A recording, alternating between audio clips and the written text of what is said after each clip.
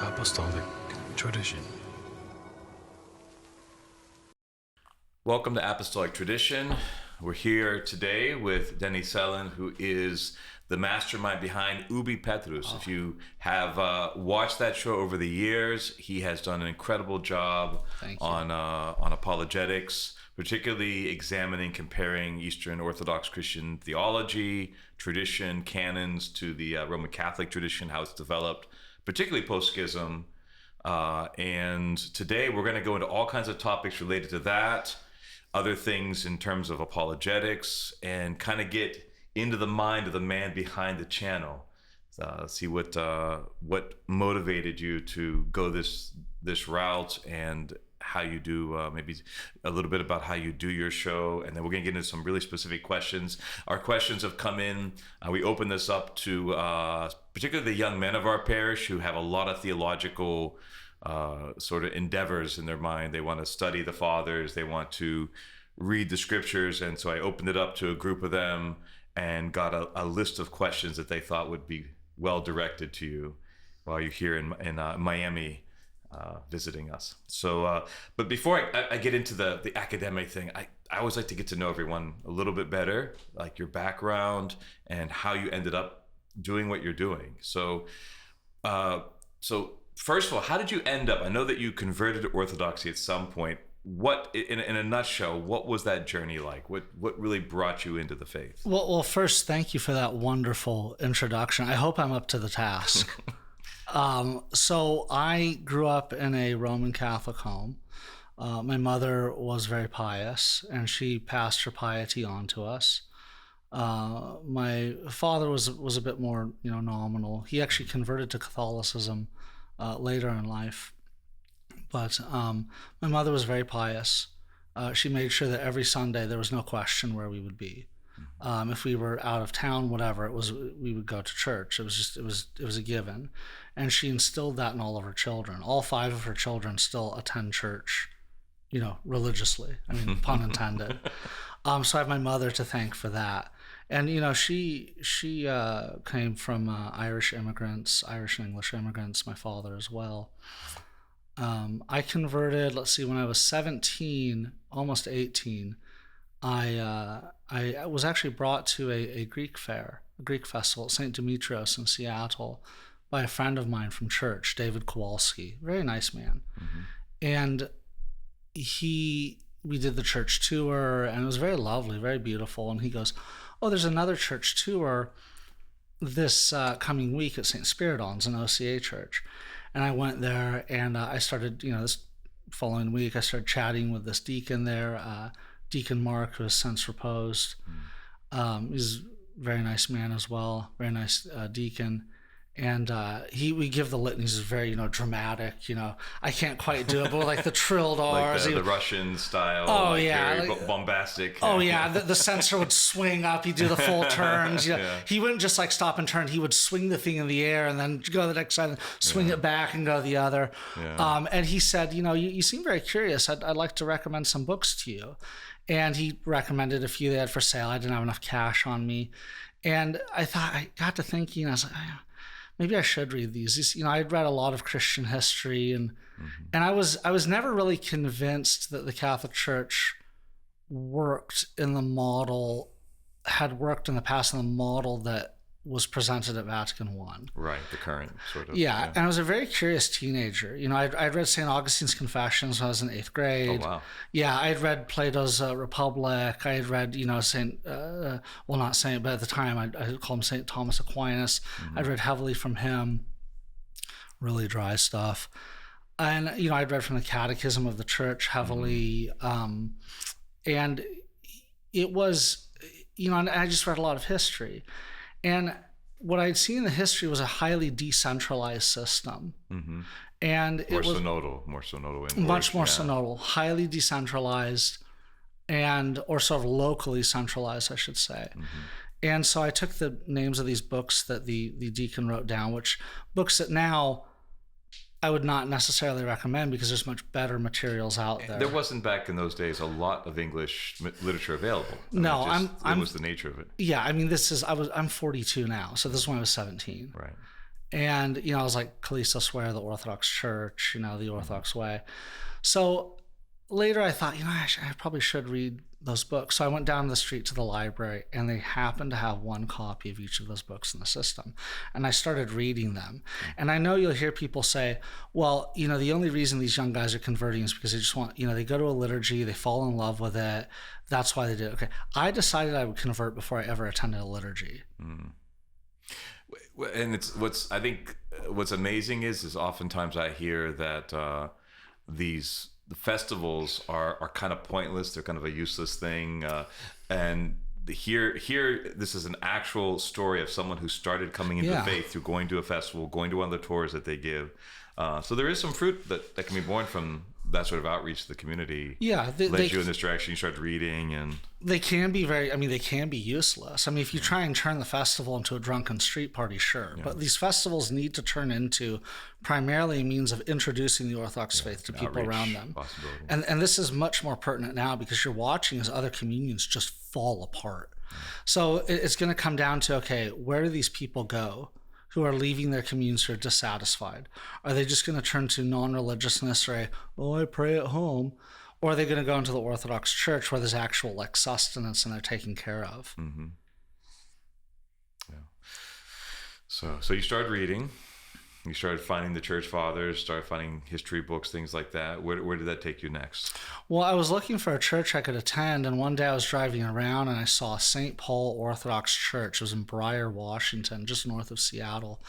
And I saw the sign. Okay, I looked, all right, got the phone number, went there for Vespers, really liked it, started attending it.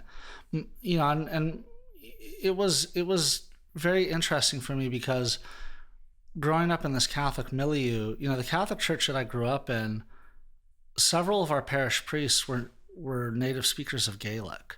Oh wow! It's a Catholicism that doesn't exist anymore. Right. And so we had Father Bill Lane, he was a native Gaelic speaker from Limerick.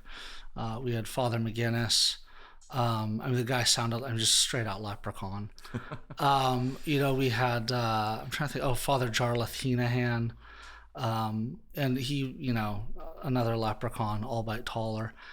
And, and then we had other priests who, maybe they came from that milieu. Mm-hmm. And so when you looked at the names on the parish, it was mostly Irish names. Right. That Catholicism has since largely vanished. Now you go into these parishes, it's mostly Filipinos, it's mostly Latinos. You do still see some remnants of that old sort of Irish diaspora. Yeah, the Irish really ran things here.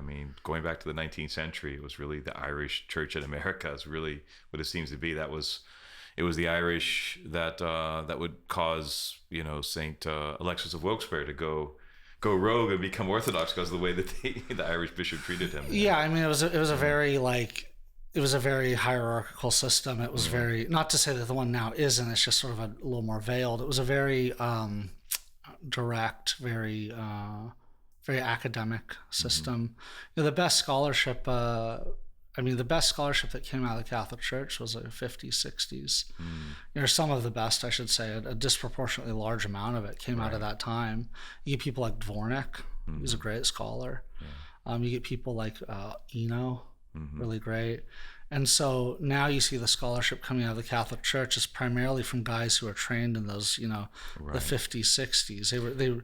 We're now so culturally we're living off of the corpse of our ancestors. Right. You also had the racehorse movement in the 40s that continued on to the 50s. You had Louis Bouillet. You had who else? That was when Ratzinger, before he was Pope, he was kind of at the tail end of that movement, like going back to the fathers, trying to recapture them, going to the first millennium, but that kind of died out, it seemed. It absolutely did, yeah. Instead, it was replaced with socialism. Yeah. With Marxism. Theology, Marxism. Yeah. So, I converted and I was into the Antiochian church.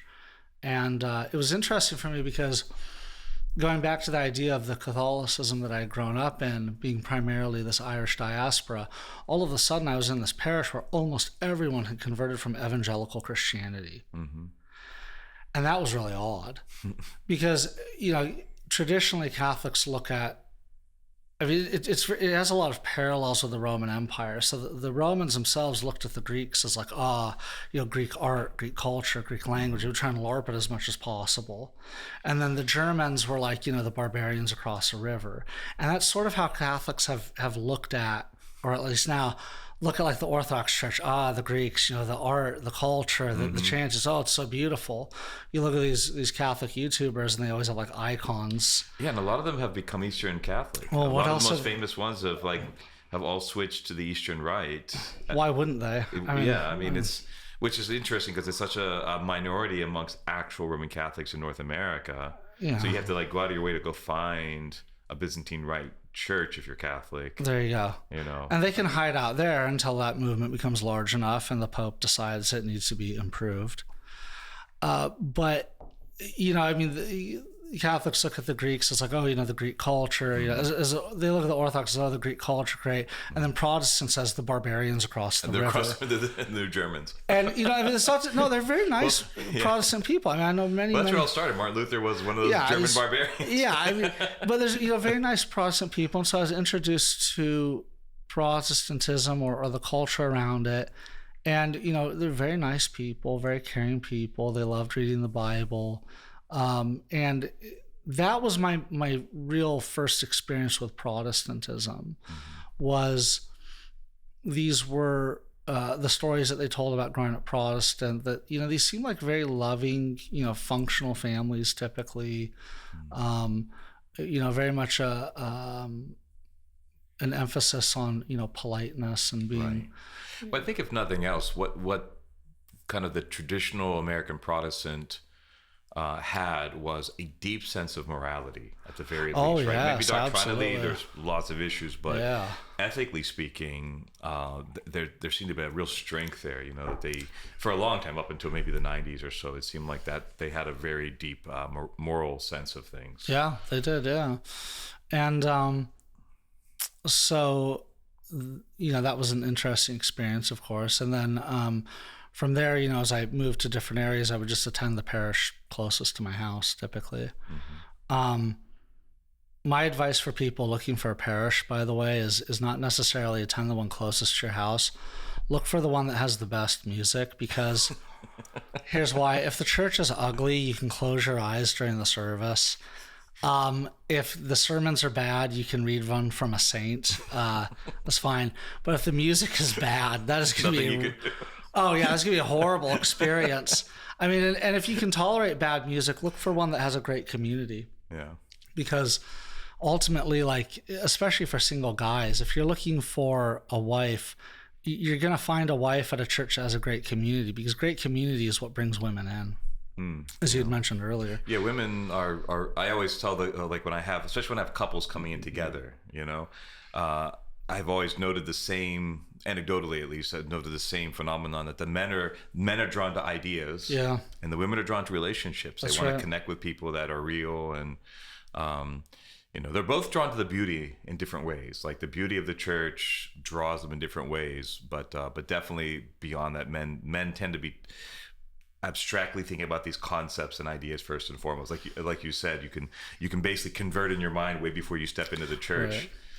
Whereas women, that doesn't happen usually. It's very rare that I have a woman who's read her way to the church. Yeah, very She's rare. almost always coming here because someone told her about it, she cares about. She gives it a chance. She meets other people that she sees are fervent in their faith, and she's like, wow, I made these connections. And so it's a difference, between us. It's also like, guys who they want to convert and their wife doesn't want to. It's like, well, your wife will come around when, one, she sees that there's a great community that you like, and then two, when she sees the changes in you. Exactly. Yeah. It inspires her. Women are very. I mean, if something can improve their husband, they're all for it. We're all a bunch of projects they're fixing up. Yeah, I mean, yeah, and living with women civilizes you. I mean, like I asked my wife and daughters, like, does this look good or does that look good? And they're like, oh my gosh, you're gonna wear that? Oh, let me.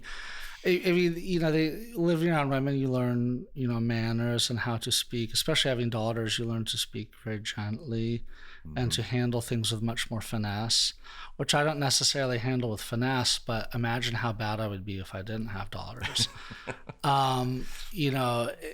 That's why so many women still go for the bad boy, probably, is because it's a bigger project to work on. Yeah, they love project. Yeah, I mean. If you want to spend your life fixing some damaged goods, go for it. But I just went from, whenever I would move, apartments, I would just, typically go to the parish nearby. So I've been to Antiochian, Osea, and Greek parishes. I lived in the Middle East for about 4.5 years. On the West Bank in Syria, and Turkey, you learned Arabic while you were there, right? Yeah, I can read and write, speak Arabic, and then I attended, of course, Antiochian churches when I was in, Syria, and so I suppose you could also say that I attended, Patriarchate of Jerusalem when I lived in Bethlehem, but now I attend a Greek parish in Las Vegas, moved down there, and I'm not one of these people who's really big on, jurisdictions, jumping from jurisdiction to jurisdiction, or not. I shouldn't say that. I'm not one of those people who's like, well, you should never attend a parish of this jurisdiction. It's like, no. I mean, so much depends on the priest. It depends on the community. It depends on the archbishop. There are Greek archdioceses that are very good. There are Greek archdioceses that are not good. There are. Yeah, it can be parish by parish. That, yeah. The personality of certain priests can solidify a community, or it can be a detriment to the community. Absolutely. Unfortunately, and in America, that's probably much more the case because if you've traveled overseas, especially I spent a lot of time in Eastern Europe. And, which parts? Mostly Romania, but also traveled around. I've been through Bulgaria. I've been into parts of Serbia, things like that. Okay. But the thing about it is, over there, you might have multiple priests at a parish, and it really is the culture and everything is set by the larger culture, which is Orthodox, and the local kind of traditions. And you're not going to have, in most cases, a cult of personality with any one priest, because they don't have that kind of sway over the church. It's the bishop's parish, and he has multiple clergy attached there. In America, we have a model that is essentially congregationalist just by necessity, where we have all these parishes that have one primary leader. The dioceses are large and spread out. The bishops only get there once in a blue moon. So the priest can really make or break a local parish because of that. And I noticed that when I was in Syria, the bishop was at any parish once a month. Which the priests were just like, the bishop is here. You can hear him yelling in the background. I mean, that's Syria, where the bishops tend to be a little more. I wouldn't say tyrannical. Well, yeah, tyrannical. Yeah. I think that's just a Middle Eastern thing, right? It's they're it's like Italians. I'm not yelling. What do you mean I'm not yelling? It's like, well, no, you yell. Well, I'm not yelling. Who thinks I'm yelling here? It's like, no, it's all right, Luigi. All right, Giuseppe. Calm down. But I've actually had neighbors who are Italian. I actually have neighbors who are Italian now, and they're very. If they're from southern Italy, they're very chill. If they're from Rome, they're like cartoon characters. But yeah. Anyway. So what led you into doing apologetics? Like, particularly like broadcasting, like doing a YouTube channel. How did you come up with the idea of Ubi Petrus? What got you into that? I like history and dead languages. Okay. That's what I really like. I mean, mentally, I live in late antiquity. It was a better time. It's a good time, yeah. Yeah, I mean, some say it was a better time, and I'm one of them. And, from there, I was just, like most people, I had a Facebook account, and I encountered this guy named Eric Ibarra. Oh, he was the first interlocutor you had? And I was like, who is this pompous person? And, I say that, like, at the time, Eric has lost a lot of weight. Congratulations to him. But at the time, he was probably about as large as he is now. And my interest in creating content grew with Eric, literally. And as he just got larger and larger. But I thought, okay, someone has to actually answer these questions he's bringing up. Because I realized this guy would just get these apologetics manuals from the late 19th, early 20th century. And that's when they were at their most polemical in the Roman Catholic Church. And he was just ripping them from those. Back in Fortescue and those guys. Oh, yeah. Allies, Fortescue. What was the other one's name? Chapman. And I noticed he was pulling these from apologetics manuals because he would make citations to Migne, the Patrologia. Yeah. And I realized interacting with this guy, like, okay, Eric doesn't read Greek. He doesn't read Latin. How is he citing from the Patrologia? Yeah. He's getting other secondary he's just sources, ripping he's ripping the quotations from them. And I've always found that, Roman Catholic apologists. I've never had to engage one, because I don't really do debates. I haven't engaged them, but I've watched a lot of their content, and what I've noticed is that they are not representative of the Roman Catholic Church's stance on almost anything. Yeah, they'll bring on like some contemporary theologian from a university, and it was like, well, that's not exactly what we believe now.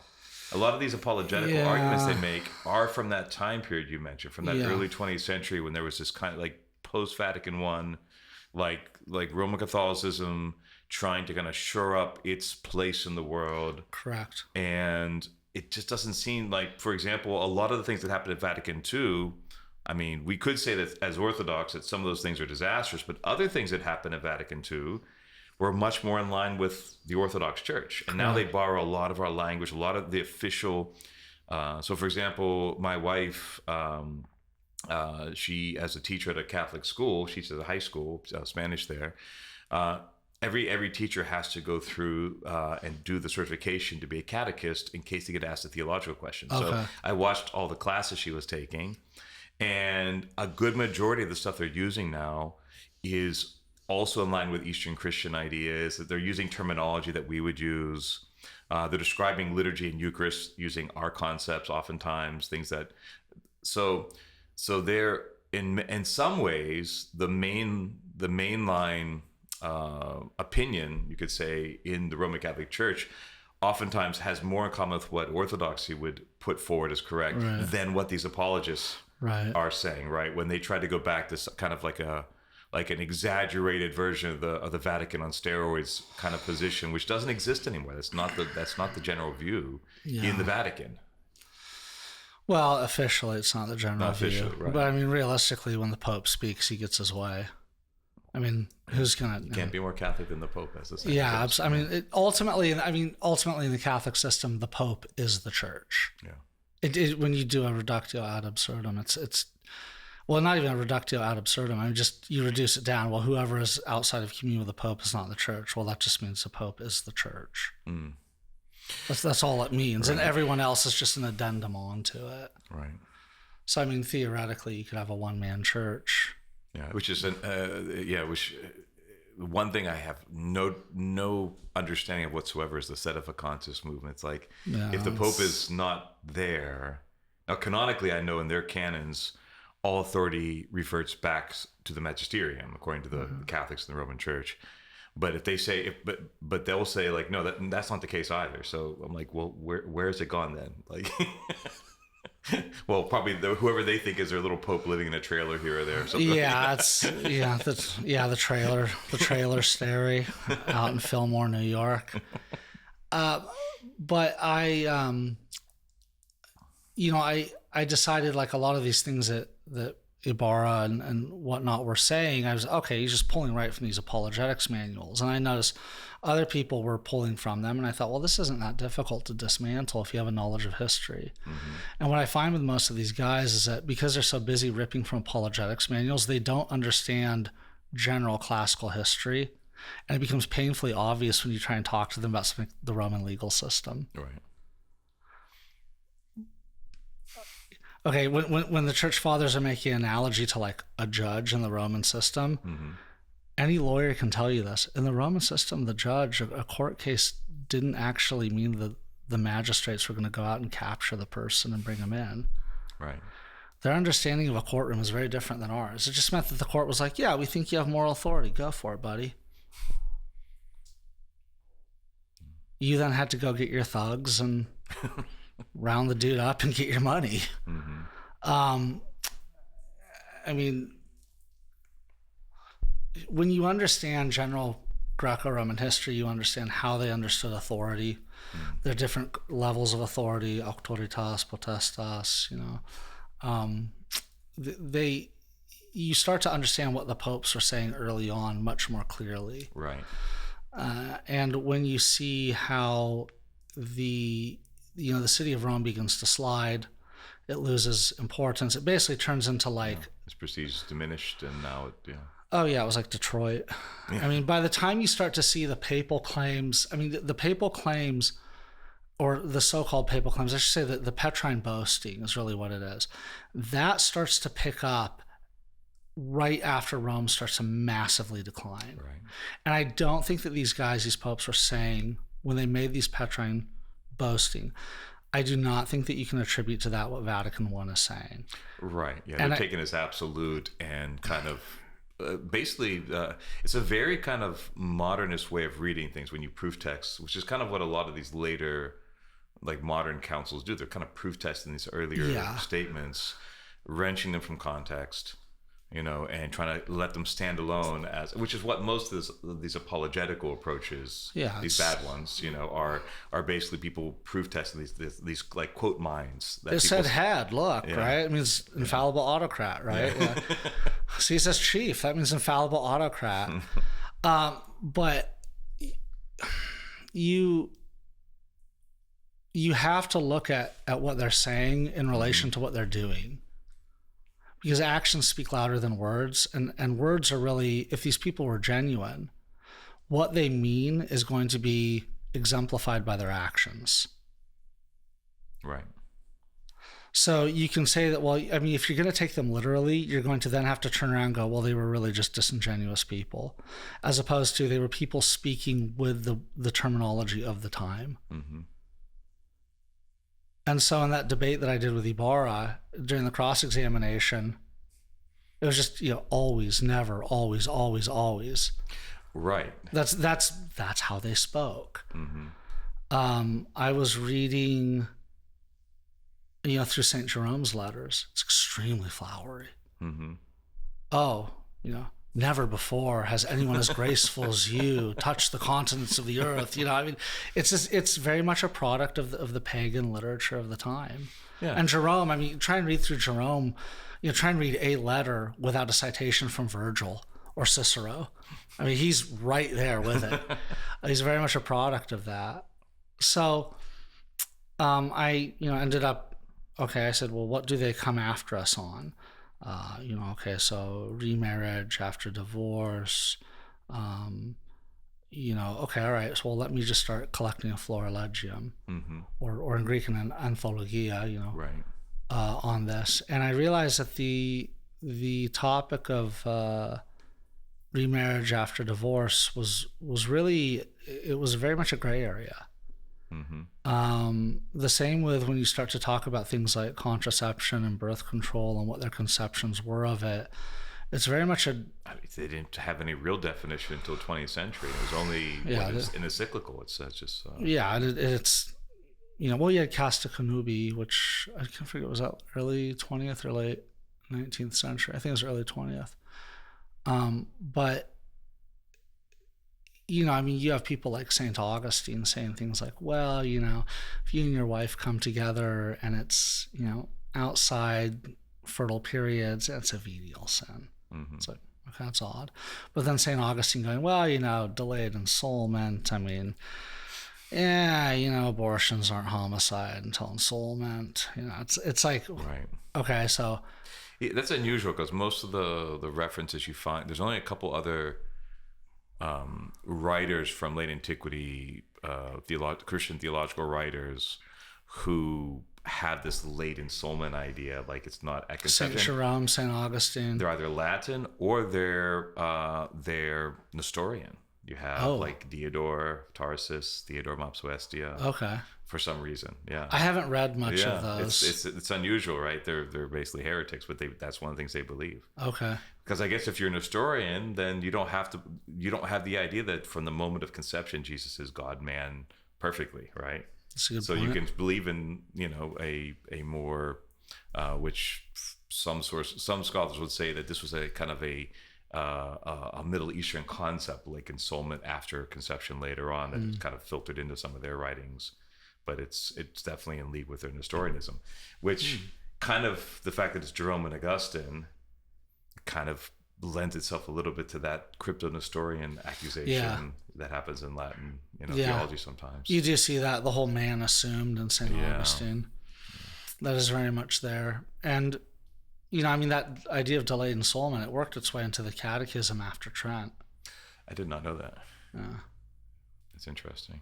If I recall correctly, it did, yeah. And so, but I worked on that. I just started composing, Florilegia, and then just responding to this guy, Ibarra's. So it all started with Eric Ibarra. That's interesting. Yeah, if I had never encountered him, this never would have happened. Which is interesting because that ended up being the big debate that kind of people who weren't already your fans before, when you got to the big debate with Frad. Yeah. Yeah, I got a lot of subscribers off of that. Yeah, that was what's interesting. That's kind of where it started, was you responding to him, and then it reached its height in a public debate with him. Yeah, he won't do another one now. Interesting. He offered during the debate to do a debate review with me, and then he backed out of it. He's here in Florida somewhere, isn't he? Yeah, he is. And I reached out to him and said, "Hey, he's not interested. Interesting. He really wants nothing to do with me." Yeah. Which is okay. But from there, I started responding to other people. Who are some of the other apologists you've responded to? Michael Lofton, but that was easy. That guy's like, yeah. But him. Just random Florilegia that I've come across. Those little quote mines people put online. Yeah, and they all get them from the same stuff. People send them to me. That's how I find out about them. Like parishioners will say, a Catholic friend is trying to debate me and sent me this. Yeah, they get stuff from like fish eaters or whatever. Yeah. It's all stuff that they get from like Chapman, Fortescue. That's, allies maybe, but it's all the same stuff. Once you've encountered one of these guys, you've encountered pretty much all of them. And it's a very shallow understanding of theology. It's a very, very shallow understanding of theology. It's a lot of word concept fallacy. It's that they look at these things like the Petrine claims. They go, okay, so they see words like chief or head or Peter or rock or, first or leader. And they go, oh, these are all synonyms for one another. So if you go, okay, what does chief actually mean? What does first actually mean? I mean, the ecumenical patriarch is the chief bishop in the ecumenical patriarchy. He's the first among all the patriarchs. Okay, so, it says he has primacy. Okay, well, the patriarch has primacy in his own in his own patriarchate. The metropolitan has primacy in the synod. What do these things actually mean? And so you realize that in the church there was this system where the relationship between the bishops to the archbishops was mirrored. Well, I should say from the bishops and metropolitans was mirrored from the metropolitans to archbishops to the patriarchs. So then why wouldn't it then be mirrored between the patriarchs and the Pope? Right. Why wouldn't it? And so you'll see this like in Catholic content creators. They go, well, no, the relationship between the Pope and the rest of the bishops is the same as the relationship between the bishop and his priest. Okay, but those are two different orders of clergy. Exactly. Which then necessitates the Pope being a separate order. Well, no, he's not. Okay, well, why did you then just skip the patriarchs, the archbishops, and metropolitans? Why? And the answer is because it's not a consistent argument. What I've seen lately in the Catholic content creators, because I'm just a guy who collects Florilegia and does research and studies dead languages, right? I'm not like an actual apologist. I don't really do much theology. I really just do history and languages. And I think that on the historical argument, Orthodoxy wins right there. But if someone asks me, well, what's the difference between our view of essence, energies, and Thomism, I'd just be like, well, God's essence is not what he does. I mean, like, I'm well, how does that compare to Thomism? They think God's essence is what he does. Okay, but if you look at, I'm like, you're barking up the wrong tree. Like, I mean, ask me a question about like ancient Greek, okay? Ask me a question about like something historical, an act of a council. Yeah. That's what I like. Yeah, I noticed that your emphasis is usually on historical and canonical arguments. Like these things were adopted. This is what was said. This is, and really disambiguating some of the claims. You know? Yeah. And I think it's, I mean, some of these, actually most of these people I respond to, like, I mean, the sloppiness with history, the sloppiness with canons, the eisegesis, the word concept fallacies. Even people who kind of like history oftentimes don't want to put the effort into it. It's a lot of, like, there's a lot of little details behind all these historical movements and things. It takes a lot of work, and most people don't want to do that. They'd rather just sum it up. Give me the Reader's Digest, very quick synopsis here, so I can pick a side. Well, history can be tough. I'll tell you, the toughest part about history is making it say what you want. That's tough.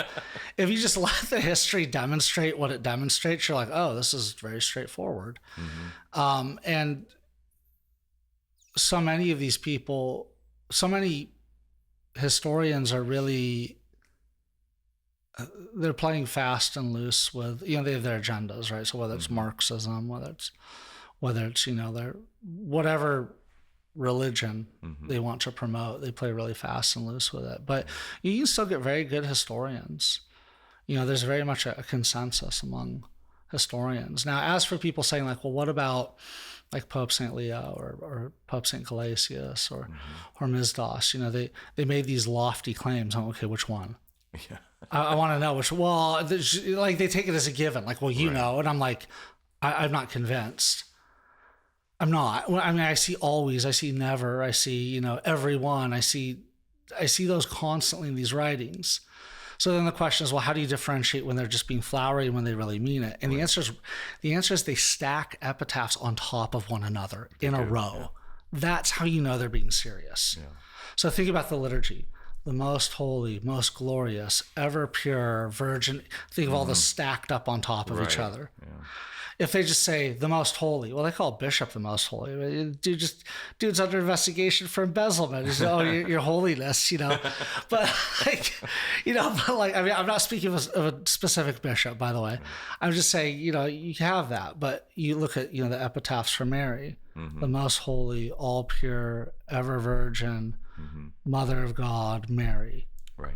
They're stacked up. That's and how often they're even in the liturgy, there's like multiple times, throughout. Yeah. This is how you know they're being serious.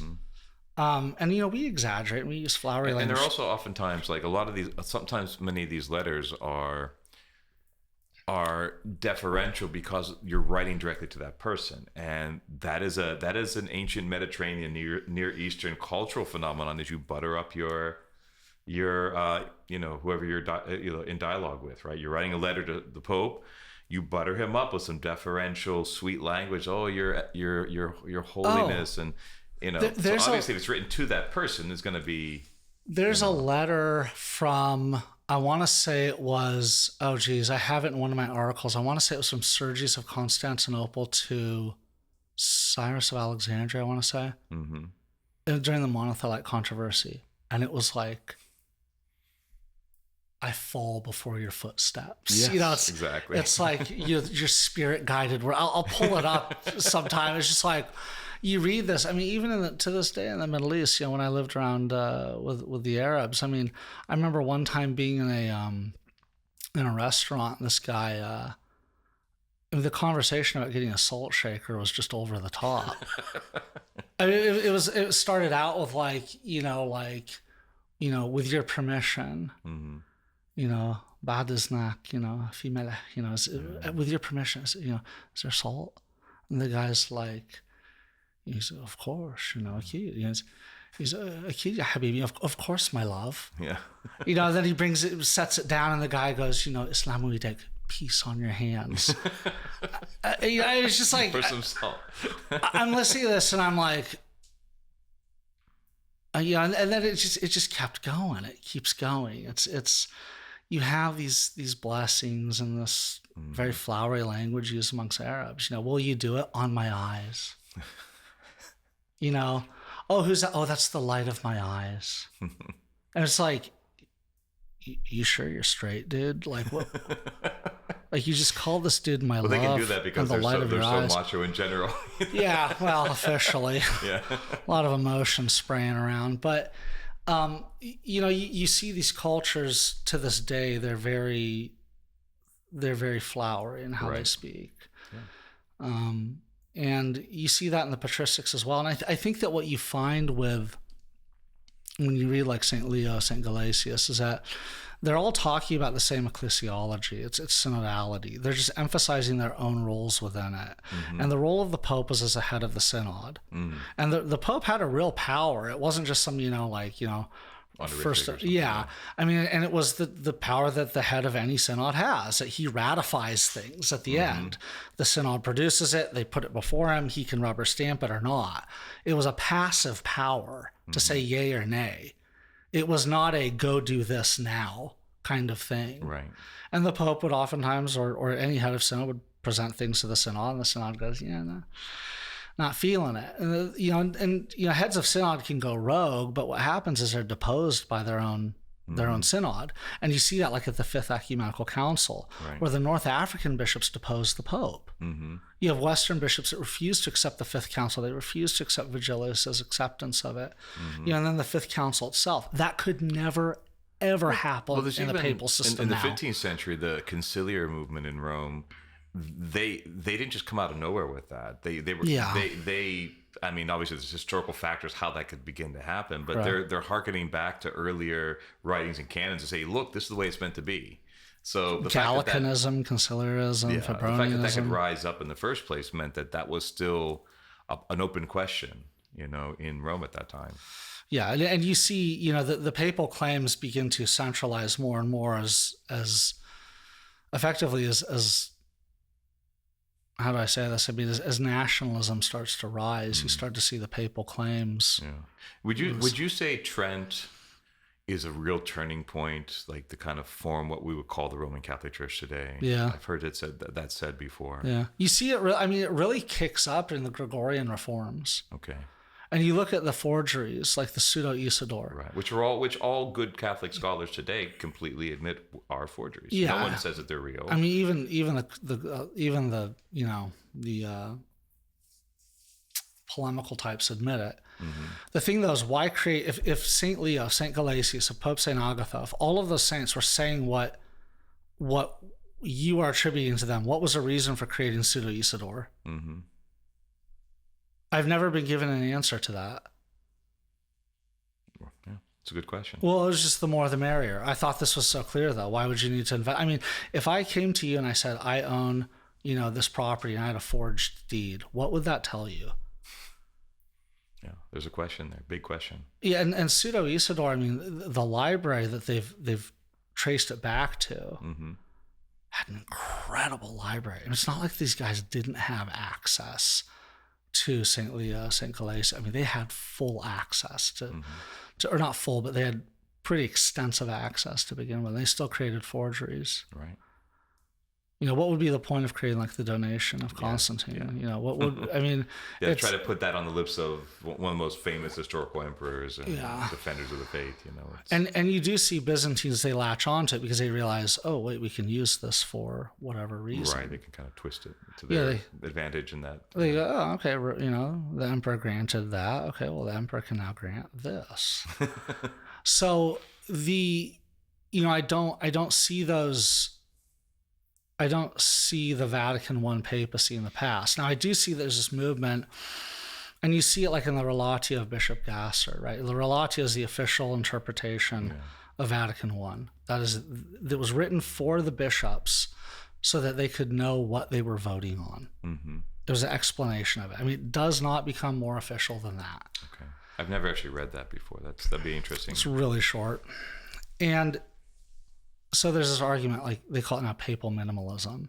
And effectively papal minimalism, if you boil it down, it's that the proof that the Pope has had autocratic powers throughout church history is the fact that he never used them. That's interesting.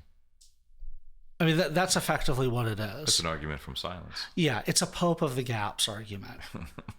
It's like, well, okay, he never used these, therefore he has them.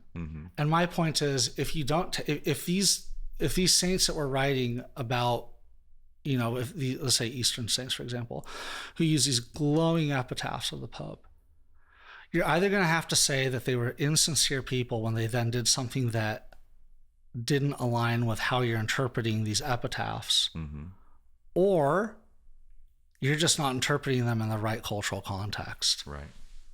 Which is the problem that happens with most, I would say, contemporary apologists, is they don't know how to read things historically.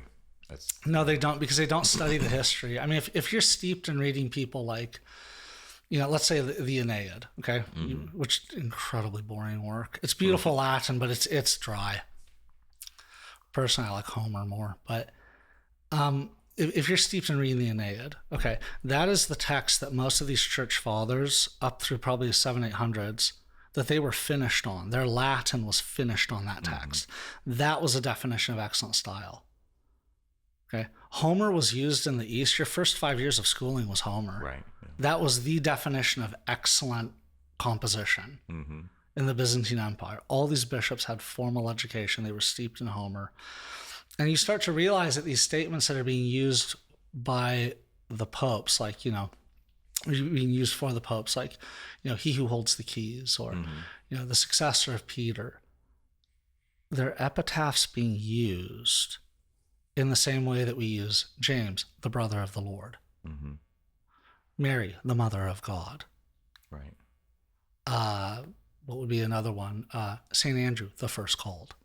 That's what they are. They're not statements of ability. They're epitaphs in the same way that Homer would refer to the godlike Achilles. They're not meant to be canonical doctrinal statements on ecclesiology. Yeah, the godlike Achilles, Hector of the bronze helmet, Helen, the white-armed Helen. I mean, it's just the same culture just brought right over. Yeah. They just have new epitaphs to separate. I mean, how many St. Peters are there? How many St. Andrews? Yeah. St. Peter the Apostle, St. Peter the holder of the keys, St. Andrew the first called, St. James the brother of the Lord, St. John the beloved.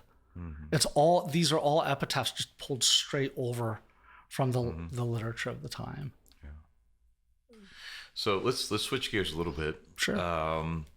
So let's steelman kind of the current Roman Catholic positions, not the apologists, not the false apologetical, like old Fortescue style defenses of the faith that tried to, but it's the current Roman Catholic Church as kind of what the Vatican represents right now, where they are right now, kind of steelmanning their arguments. What do you think really would have to happen in Rome for the Orthodox to accept them back into communion? Like realistically, that the majority of the patriarchates would be satisfied with this has been resolved. We can actually talk about shared sacramental life at some point for them to come back into communion with Orthodoxy. I think a lot of the dogmas, well, not a lot, but several of the dogmas would have to be turned into theological opinions. Okay. The Assumption, which by the way is a really vague document. It's, we believe that she died and was assumed into heaven. It's in the liturgical calendar. It's just that simple, I suppose you could get away with that saying it's a theological opinion, but now that I think about it, it's commemorated in the liturgy that she died and was assumed into heaven. Right. So, and in the oldest, like written accounts and so there on you and go. so forth. Yeah. Things like the Immaculate Conception. I think you might be able to get away with that one as a theological opinion. The problem with the Immaculate Conception is that the majority view was that she was purified at the Annunciation. Yeah. That's the earliest reference of St. John Damascene that says precisely that. And so he says it's a tradition. That's the tradition. So it's obviously he's getting it from earlier sources, which we don't have, but apparently is assuming that is the tradition. And he was a phenomenal compiler. Right. And he would have had access to that as well because he was really in the heart of things. He, spoke Syriac and Greek.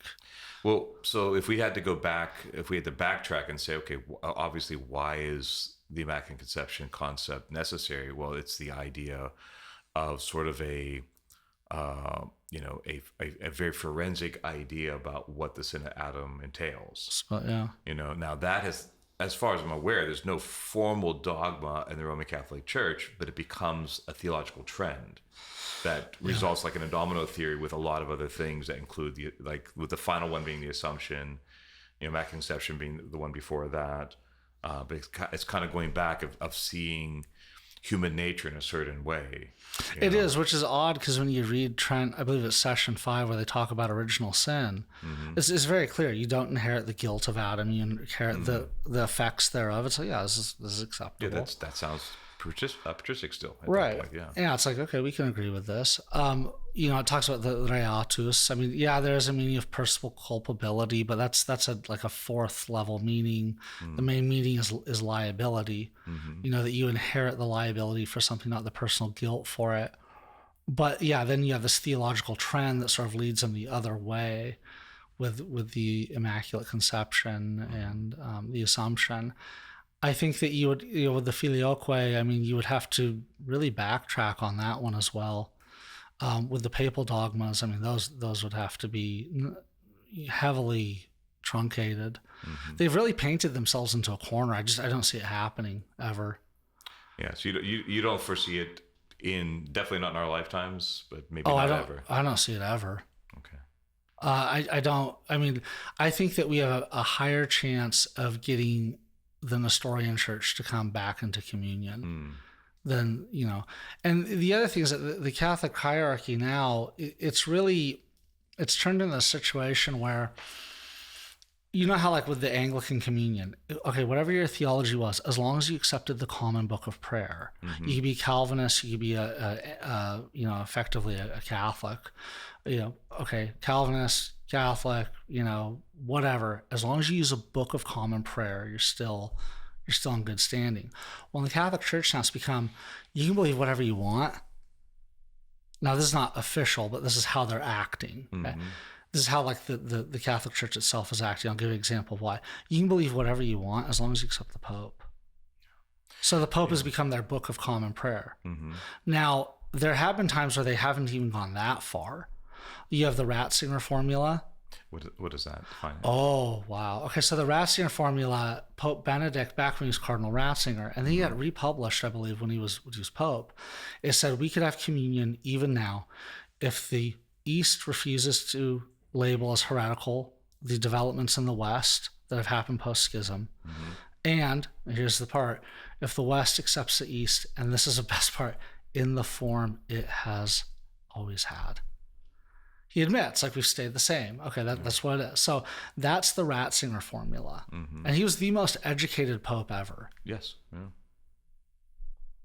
He described our dogmas as, as petrified. Amazing compliment. Amazing compliment. Yeah. He said, the dogma's, it's petrified. Okay, excellent. I love that. Oh, we'll take it. Yeah. So, you have that with Ratzinger, but generally speaking, the way that they're acting now in Rome is if you just accept the papacy, we sort of let you do your own thing. Right. It's not monolithic anymore. It's more like there are Catholicisms. People talk about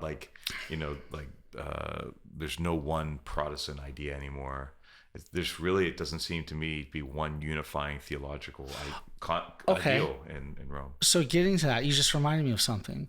You read, I think it's a Catechism of the Catholic Church. I want to say it's that. The Ratzingers, yeah. No, this is something else. I want to say it's a Catechism. It speaks of the, I should have brought the citation. We'll put it in the video description. It speaks of how the difference between East and West is really on just small topics. It's minimal. It's like, really? Well, you think the papacy is a minimal thing? And so they try and downplay things to get people in. They have effectively open communion with any apostolic church. Right. Okay, so how do you have open communion with apostolic churches if at the same time you have to accept the papacy? So it even sounds like in the official stance right now, the papacy is not a dogmatic issue anymore. So Vatican I is not really. I think it's not as dogmatic as it could be. It's very, right now you're trying to have like big tent Catholicism. Okay. And the Latin Mass movement is effectively dead. Yeah. Why would you say that? How large is the diocese of? Is there a diocese of Miami? Yeah, it covers Fort Lauderdale and Miami. How many parishes are in it? That I can't tell you. Okay. Sure. When I lived in Seattle, last I checked, several years ago, there were 192 parishes and monasteries. There was one Latin Mass. I think we have one here. Yeah. They go, well, people are driving from 2 hours away. It's like, yeah. And this is still all you can get. And it seems like there was hope that that Pope Leo would broaden that out again. It doesn't seem like he... There's at least not yet has had any concern for there's it. No appetite there's very little appetite for it. Yeah, because I see these videos pop up in my my YouTube feed, suggestions about how some of the more traditional, like the trad Catholics, are predicting that with all these new people coming back to church, that they're going to suddenly the TLM will explode. You don't think it's going to happen? No, the appetite is just not there. Again, you hear people bragging that, 2 hours people are driving. You should see my TLM parish. Okay, you have people driving from 2-3 hours away, and this is still all you could get? One parish out of 192? Well, statistically, the numbers. So, like, for example, the closest, there's two very large Catholic parishes to where our church is here. The closest one... in Miami Lakes, some years ago, at an event here in Miami Lakes, I met the head priest, another Irish-born priest was in charge at that time. And it's the first time I met him, and they had several Easter services over the course from the eve before up to the morning and early afternoon. I think they had maybe 5 or 6 at the time, and they can seat a couple thousand. And all of them were full. So he said it was a total of maybe 15,000 people over the course of that one thing, that one cycle. Wow. For that feast day. Yeah, with all the Cubans here, you would have a huge Catholic population. Yeah. So that's just one local church. Another one up the street the other way, probably about the same size. And so that's a lot of people. And the local TLM, I've been to one actually. I went and was invited to see them because they had a Gregorian group that was chanting. Oh, wonderful. For it. I went to see the Gregorian group chant, the Mass, and they had maybe 80 people. It was around the same time, right? I'm sure it's bigger now, but and there's a funny story is when I met that Irish priest, he was telling me, I said, out of curiosity, how many of your people out of that 15,000 people do you know? Do you know their names? He goes, not a one. And I go, he says, there's too many of them. I can't handle them. And I said, and I made the joke to him, I could use some. Why don't you send some over to me? He did not think it was funny. Very dry Irish expression at me, like why would you say that, son? I don't see the numbers there. Even if a huge number of young adults like Generation Z, younger millennials suddenly want to do traditional Latin Mass, there's still just a little drop in the bucket of the large Roman Catholic population still in the United States. Oh, they're a drop in a gallon. It's hardly anyone. And so even when there was this permission under Pope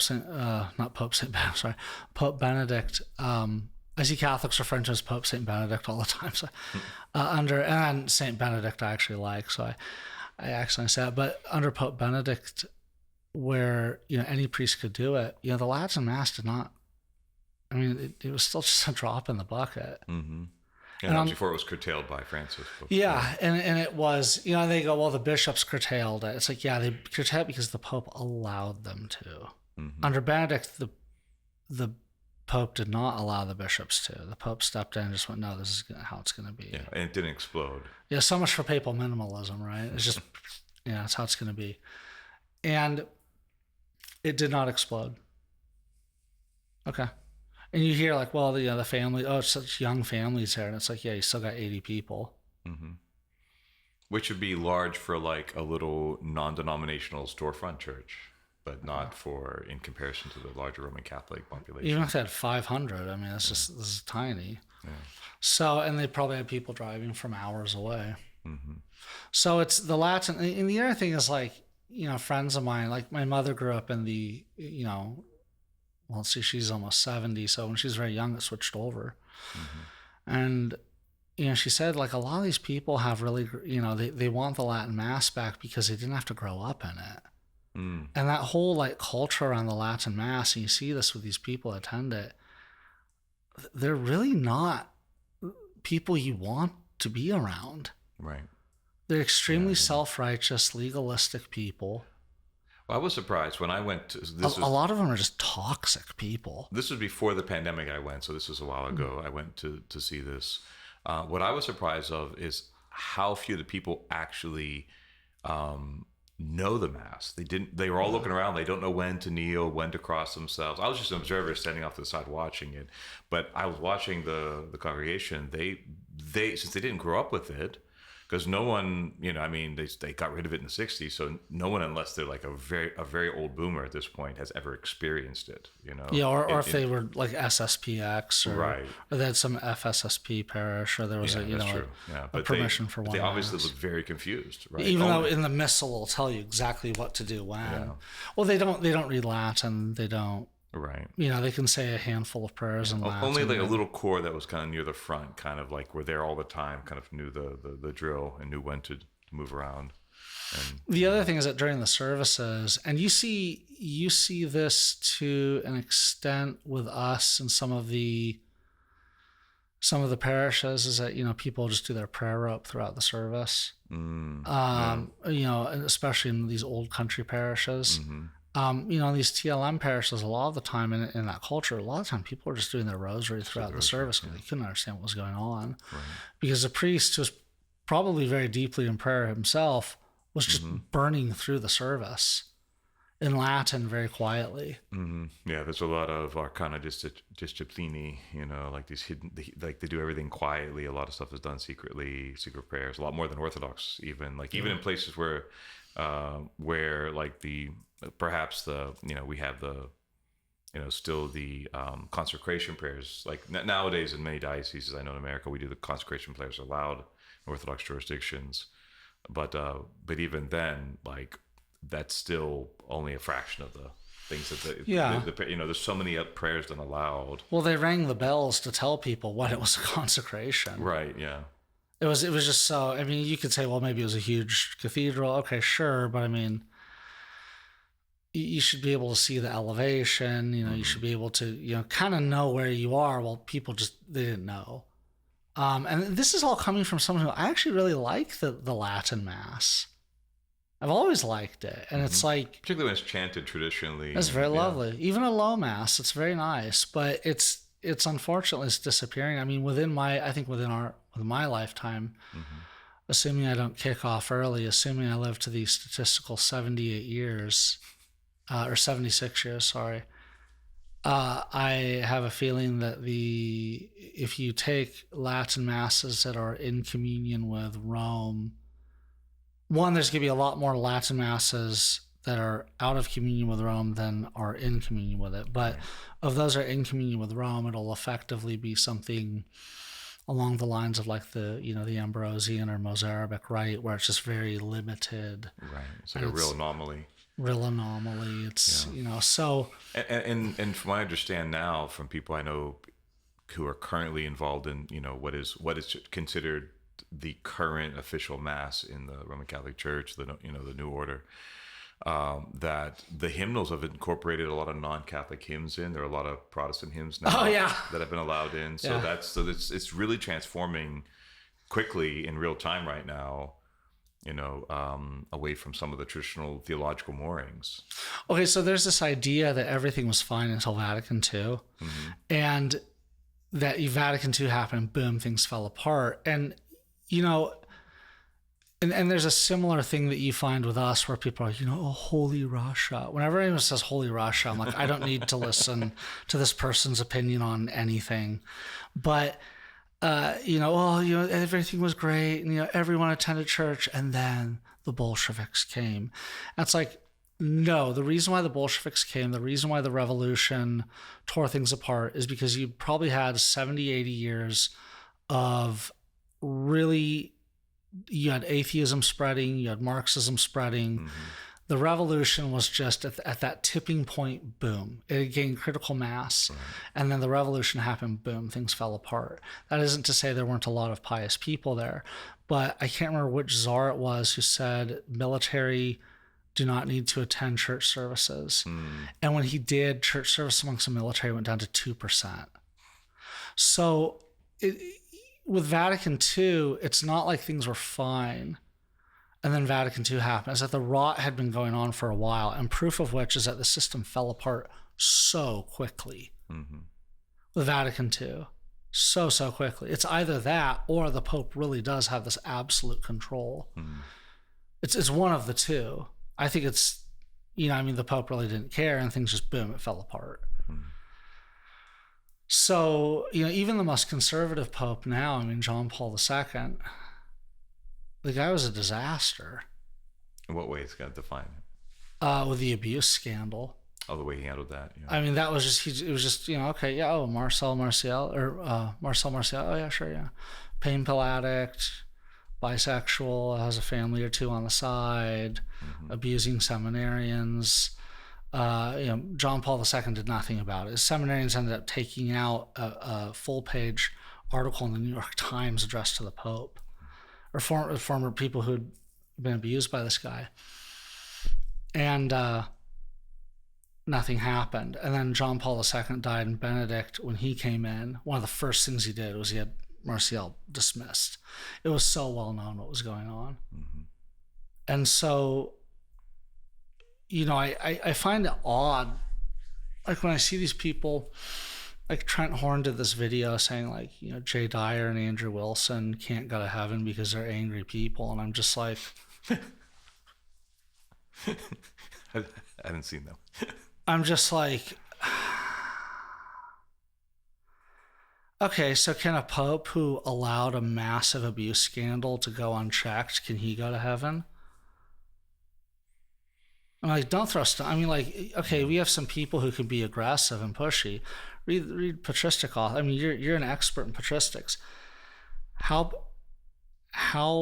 virulent could they get? Very much so, yeah. And it was an acceptable, psogos is what it's the style of rhetoric that falls under generally, where it can sound very close to ad hominem today, but it's not quite the same thing. But yeah, that was actually an acceptable form of rhetoric at that time. You could kind of channel that anger or disgust towards someone's views into personal insults and things like that, particularly about if you knew, for example, the person was illegitimately born or something, or you could talk about, kind of stereotypes about a certain group, like they come from this people and they're known to be liars. And it was, you could do that because it was seen that this was part of why they are a heretic. Yeah, absolutely. Yeah, that group, thank God the church fathers didn't have access to DNA and IQ tests. They'd be like, really, well, thank God, or maybe we wish they had, I don't know. But you read, like, I was reading St. Jerome's letters. I just finished them for a video I'm doing. And wow. The vitriol that guy can use. You're an expert in St. Cyril of Alexandria. I mean, it can be very polemical, yeah. Oh yeah, especially against a certain group that wears small hats. I mean, he was like absolutely vitriolic towards that group, but at the same time very gentle towards those members of that group that came over, you know. But it's like you hear this, well, okay, sure, that type of language was acceptable then, but you know, that's not how it is now. So, okay, so it's culture bound. Well, I guess, okay, well, the culture is turning back to that type of language, so accept it. Yeah. If you're going to make a judgment on it based on how people used to talk, it's culture bound.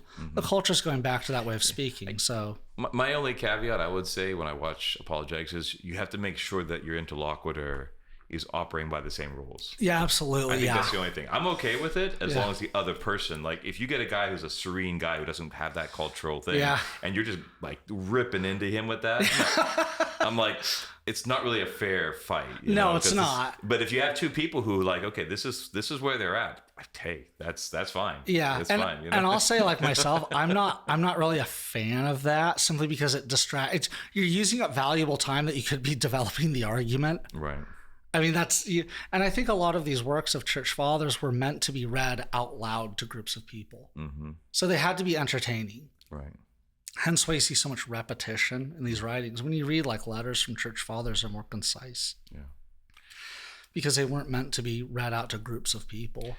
Yeah, not unless they were actually intended to be an encyclical or something. But then they had a form for that as well. There's various encyclical style forms that they used. Well, when Bishop A writes to Bishop B, it's typically a very direct style, but once an encyclical letter, it's more like repetitive because people are listening to it.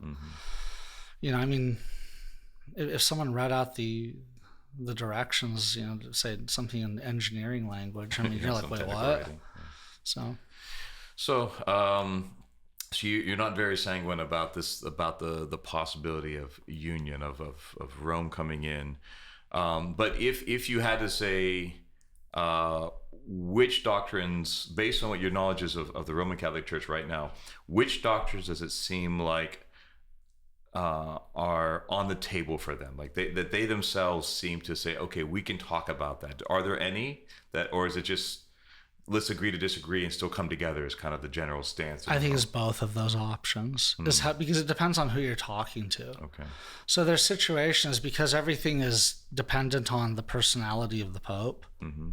You know, okay, the Pope changes every so often, so then things, you know, may take a radically different direction.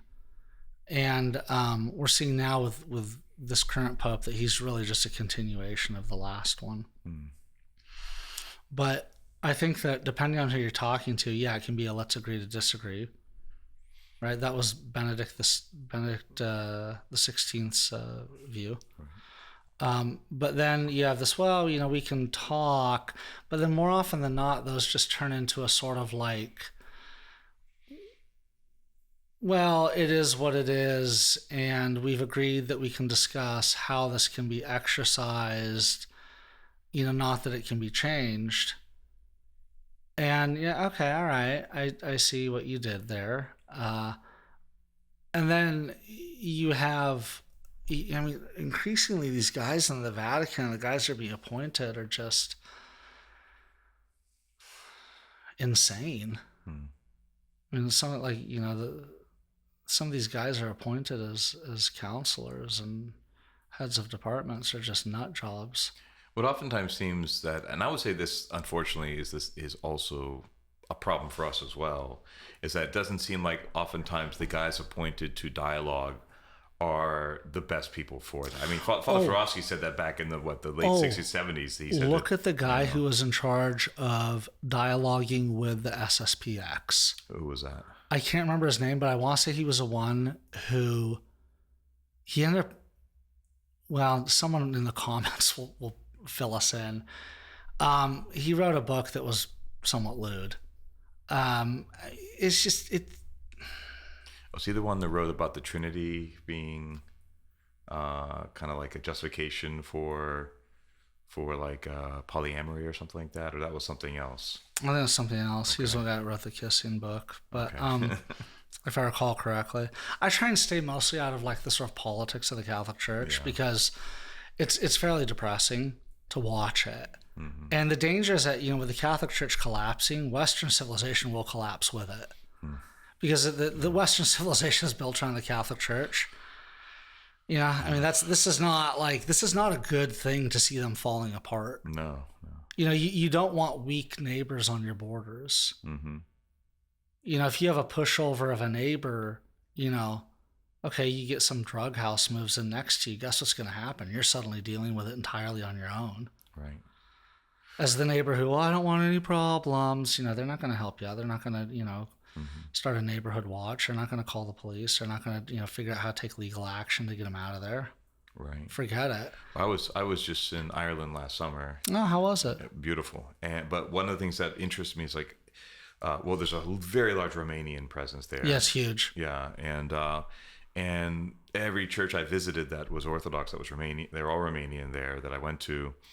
They're all former Catholic churches that were basically empty and sold off to and their monastery that they have there, the one that Paul Kingsnorth goes to, and others that used to be a Catholic site where Saint, who was it that was there? It's in Shannon Bridge is where the monastery is at. I forget the name of this famous Celtic saint that was there, but it's now an Orthodox women's monastery under the Romanians. So that some of the people told me there, maybe the Romanian Orthodox will save Christianity in Ireland, because ever since the scandals broke in Ireland, the percentage of professing Roman Catholics in Ireland has plummeted. Yeah. It just keeps getting lower every year. Yeah, it's not something to rejoice about. No, it's not. But it's a sad that that they're looking to, Romanian Orthodox immigrants to kind of bolster their Christian presence there. These are Roman Catholics telling me this that I met there. So I wanted to get into something very, very specific here, because I know you've touched on this in some of your videos, but I think there's more that can be said about this. And it seems to pop up a little bit in some other Orthodox circles, because as you probably know, there's this Latinizer trend popping up amongst some Orthodox who are trying to, for whatever reason, I don't know the real motive behind this. Some of them I know are cradle, others are converts who are trying to say that Orthodoxy really isn't that different than the Latin West, and some of their theological, particularly soteriological categories are fine for us. And so you have touched on a little bit in your videos on the Council of Jerusalem, 1672. From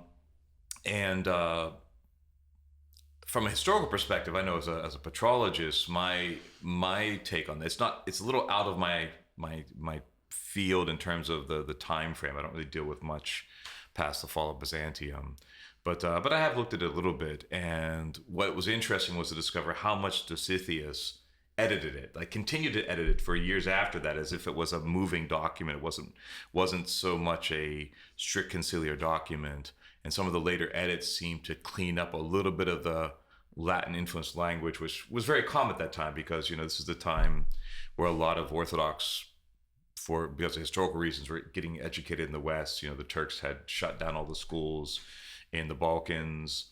You had, from the time of Peter Mogila forward, you had an introduction of some Latin terminology.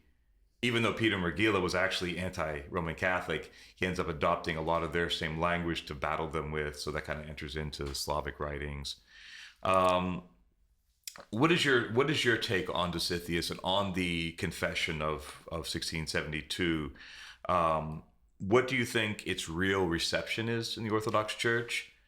And do you think in any way it vindicates sort of this Latinizer approach to Orthodox theology, or is it more complex than that? Give me your take on it in terms of its usefulness in the Church and what it says about our theological understanding of where Orthodoxy is, and does it give any you could say aid to this Latin approach or reinterpretation of Orthodoxy? Well, first, I guarantee you that some Ukrainian nationalists will be like, it's Mohila, not Mogila, right? Exactly, yeah. They're going to have to come in and they're going to have to say it. And it's all right.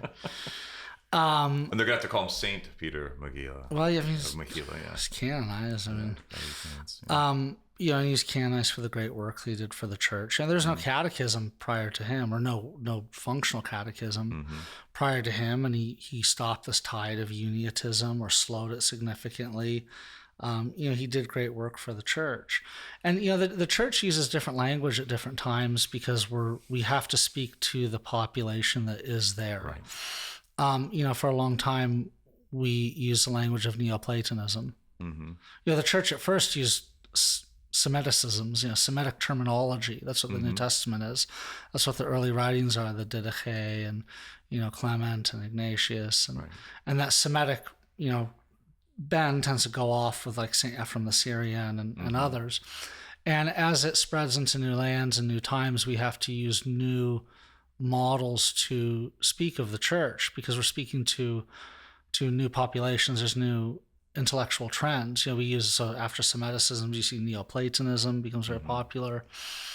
And, you know, from there, you know, now we tend to speak of the church in terms of modern day liberalism. And I don't mean like liberal, like leftist. I mean like classical liberalism. We tend to use language borrowed from that. Yeah. And a lot of Protestant language too. We'll use Protestant terms because we're speaking to, especially North America, mostly Protestants. And we'll use many, you know, Roman Catholic terms. You know, we speak of a sacrament, you know. You know, the sacrament is reserved for, I mean, how many times have I heard my priest say that? He doesn't say the, you know, the mysterion, you know, the mysteria is, you know, reserved for. No. And so scholasticism was the language of the time. You know, it's Aristotle and the Bible. And I don't see anything wrong with that. There was a Byzantine scholasticism. There's actually a very good book called Orthodox Readings of Aquinas by, I think it's Plestis or Plestis. Yeah, Marcus Plestis. Yeah, that's a very good book. But I don't find it troublesome that he used, you know, Latinizing language or scholasticism because that was a language of the time. And language can develop. Now, as for, he gave several different editions of it. The one that everyone always refers back to is the 1672 version. Right. When the Russians accepted it, that's the one they accepted. At the council, it was that one. When the patriarchs can gather together and they send it to the non-jurors and go, look, you have to accept this to be in the church. It's the 1672 version that they push. Now, as for why could he keep editing it, I think a better question is how many editions of the Nicene Creed are there? There's a lot.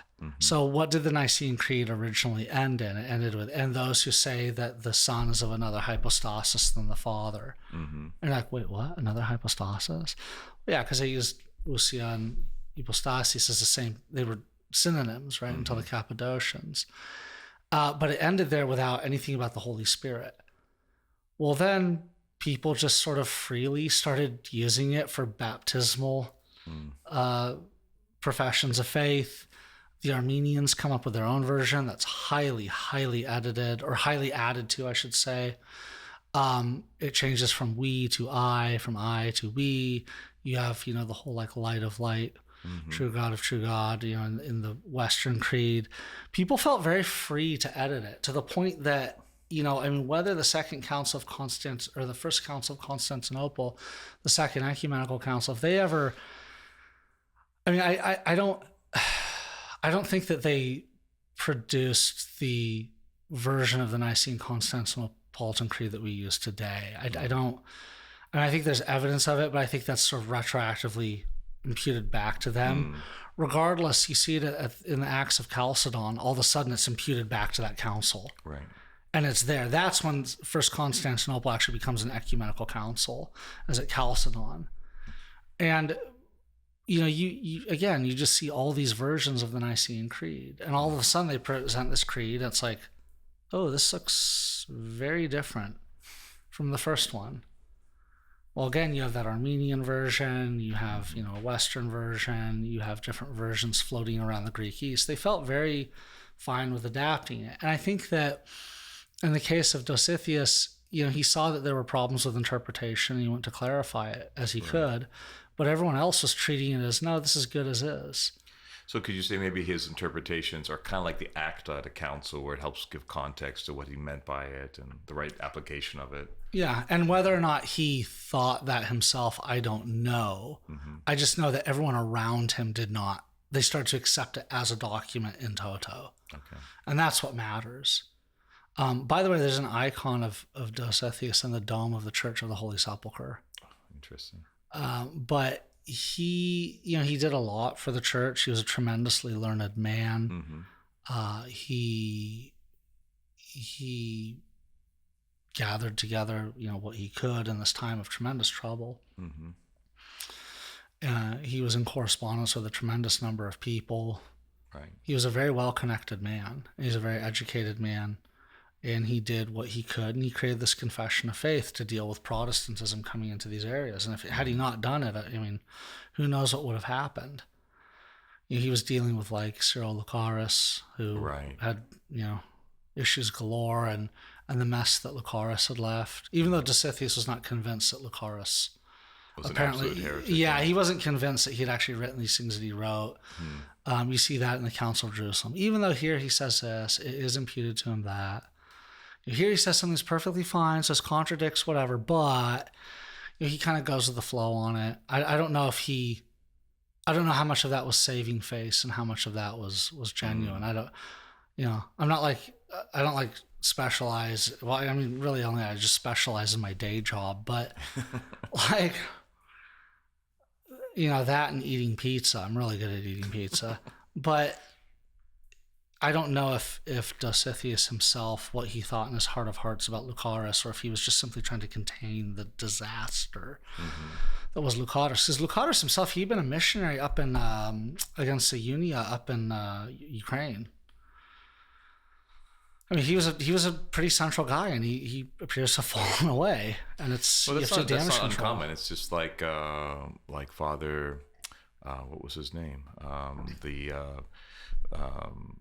The Greek priest who the Greek archdiocese wanted to go to investigate in America the charismatic movement, and he started out as a polemicist against the charismatics back in the 70s, and then he ended up converting. Like, he stayed Orthodox supposedly, but up and through his death in the 90s, he had become a full-blown Pentecostal, but remaining an Orthodox priest, and he started this center, for charismaticism and Orthodoxy up in North Florida. But he had, but he was putting out literature like in favor of speaking in tongues in the Orthodox Church and all this stuff. It's like you send a guy who's supposed to be adept at doing this, and somehow he ends up, basically cavorting with the enemy. Well, and that's another thing, going back to the conversation about, someone being rude or mean. I mean, on the one hand, your action, you have to live a life that recommends Christ.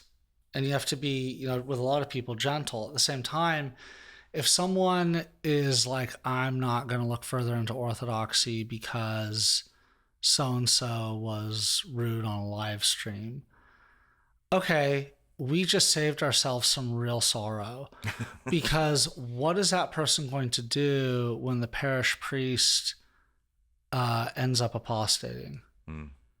What is that person going to do when it turns out that the parish priest is not as strict with the community and is all of a sudden, say, I don't know, like trying to cover up for people who are having an affair or some scandal, something like that? What are they going to do when the bishop, it turns out, is having an affair with a woman? I mean, and that's not even getting into like actual persecutions. I mean, what's going to happen when if you're just so scandalized by someone being mean online, you have no chance of sticking with the faith when the commissar comes to your house with a gun. Yeah. You have absolutely no chance. It'd be the thin-skinned people obviously are not going to. And they're not assets to us, and I'm going to make a judgment call right now. I don't think we should aim for those people. I think we should aim more for the people. Hopefully the process of catechism hopefully is a sifting process. Like the very fact that you don't rush people through. Like one of the biggest problems I have is I'm hearing of a lot of priests who are rushing people through like a rapid catechism. Oh yeah. Because they have to have that stability for a year or more. I know of 2 people just at my parish who got baptized, never seen them since. Yeah. And I don't know if they moved. I didn't know them very well, but I don't know what happened. You know, my priest is an extremely kind man, extremely gentle, extremely kind man. And, you know, and I think that most priests, they see the good in people.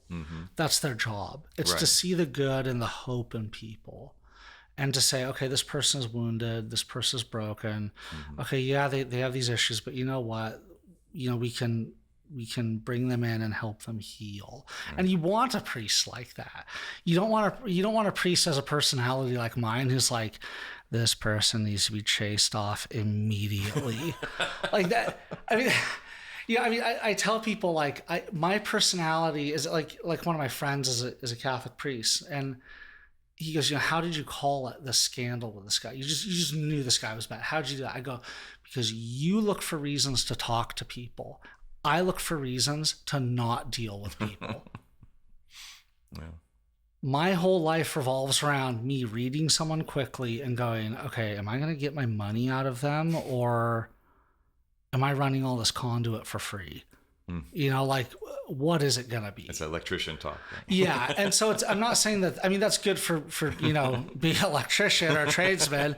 It is not good for being a parish priest. I do not there has have to be a balance. I think a parish priest definitely has to balance. On the one hand, yes, seeing the potential in someone, but also making sure that there are some gateways they have to go through, right? They have to be a gatekeeper to a certain extent.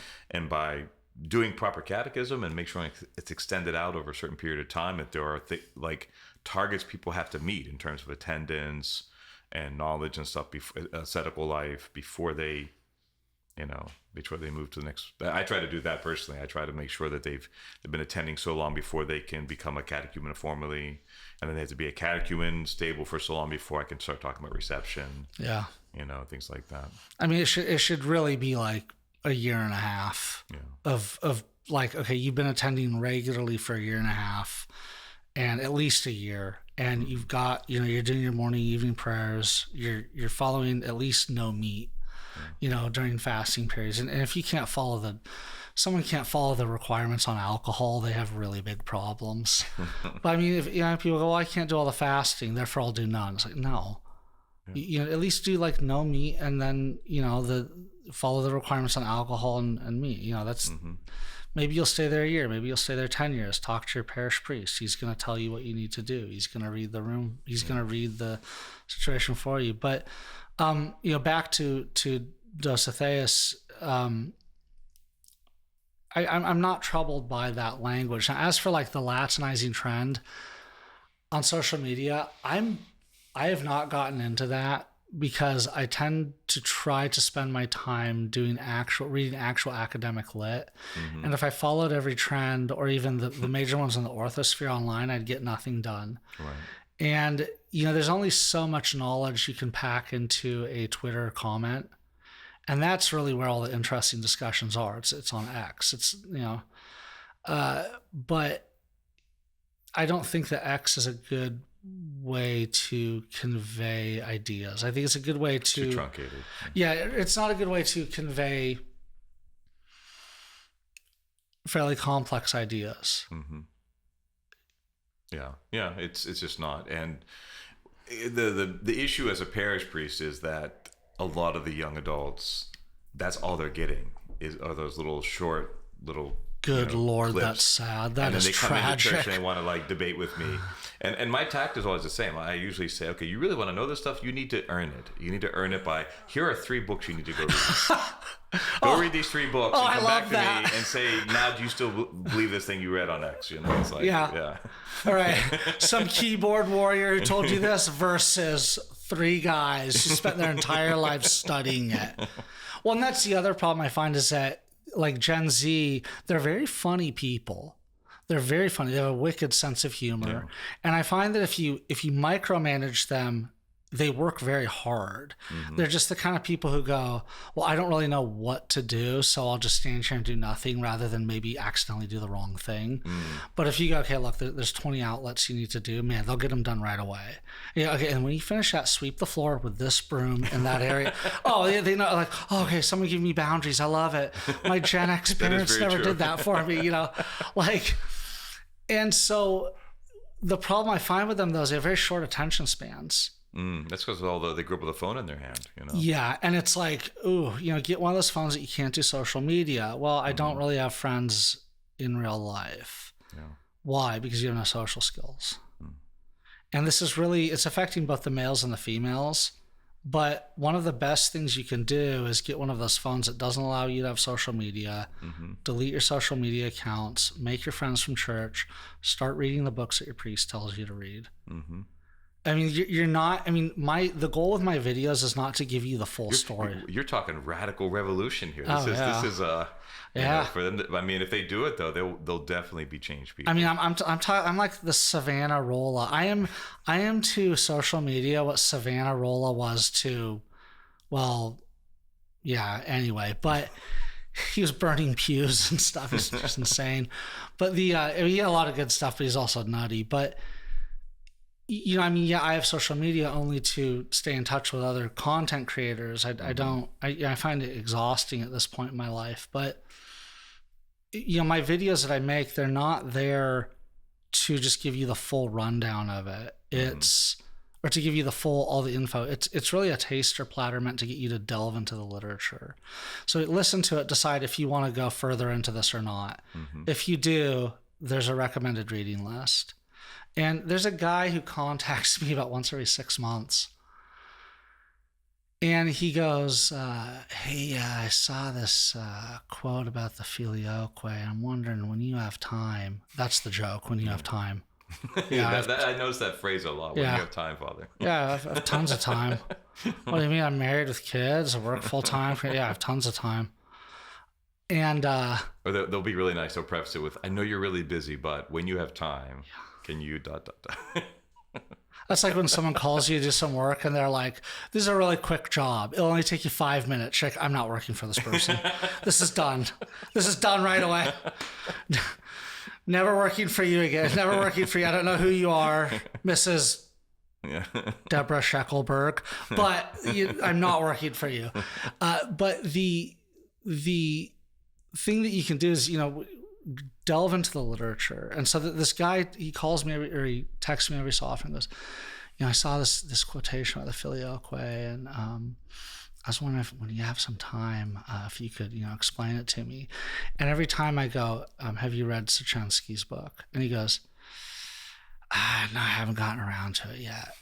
And I go, okay, why not? Well, people keep recommending I do. Maybe I should. And I'm like, this isn't people recommending that you, start doing harmful substances and live a profligate life. This is them recommending actual academic literature. It's probably a good idea. And it's written at a level that probably anyone with a college degree could understand it. Yeah. It's not so technical that, there is academic literature where the quotes are only in Greek or Latin. Oh yeah, and I'm not going to recommend that to a lay person. But and I have, and I'm not trying to be rude. I'm just, I can be very, just very matter of fact. Sometimes I've had people say, well, I can't read that book, it's too complicated. And I've said then this topic is too complicated for you. You need to stop worrying about it. Well, and by layman, you mean academic. I mean people that, like, just people in the parish or inquirers who... They're lay in terms of academia. Yeah, not in terms of ordination. Right, exactly. Yeah, they're people that it's not that they can't read well. It's just that some of them, I think, put themselves down too much. They don't think they're going to understand this, even though they probably have the basic reading skills to get through the book. And other ones, they just don't want to take the time. I think that's the bigger issue. The ones who don't want to take the time. And I say, if you don't want to take the time, then you shouldn't be asking the question. Yeah, well, there you go. And they go, well, I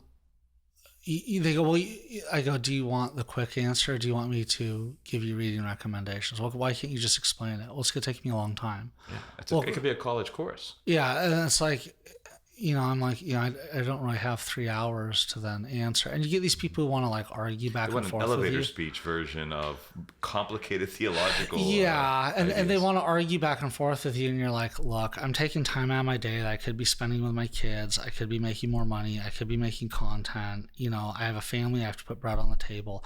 I don't have time for you to be the conduit between another person who you're arguing with on whatever, so you can take what I give you, run to them, and then put it down as the mic drop, and then suddenly they comment back, and you come back to me panicking. I'm not going to do that.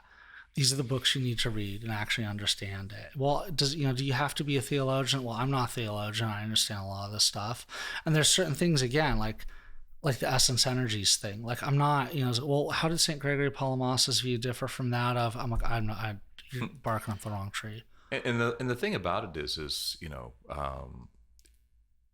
people aren't born academics either. It's like there was a time in my life in my early 20s where I just was reading, the Shaft series and popular patristics from St. Vlad's and getting a handle on these things and saying, I want to become an academic. I want to go study this more. Yeah.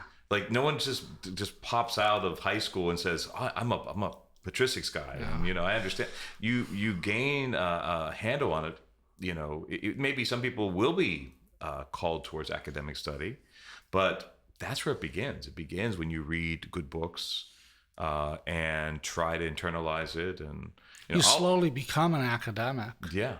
And I think that what I heard was that academics, the best work they do is I think between their late 40s and their 60. Oh, good. I'm in luck then. Is well, I mean, like maybe not their most famous works that they write, but the really the best research. There, they have that tremendous amount of knowledge, and then after 40 your brain changes in a very real way that you become very good at summarizing in very non-complicated ways. Yeah, it's synthesizing, and think of your sermons now versus when you were how old were you when you were ordained?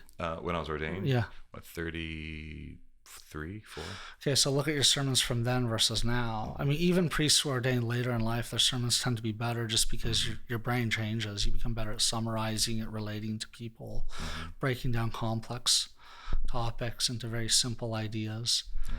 And so, you slowly become an academic over time, and not all academics are created equal. I'm not an academic. I'm an electrician.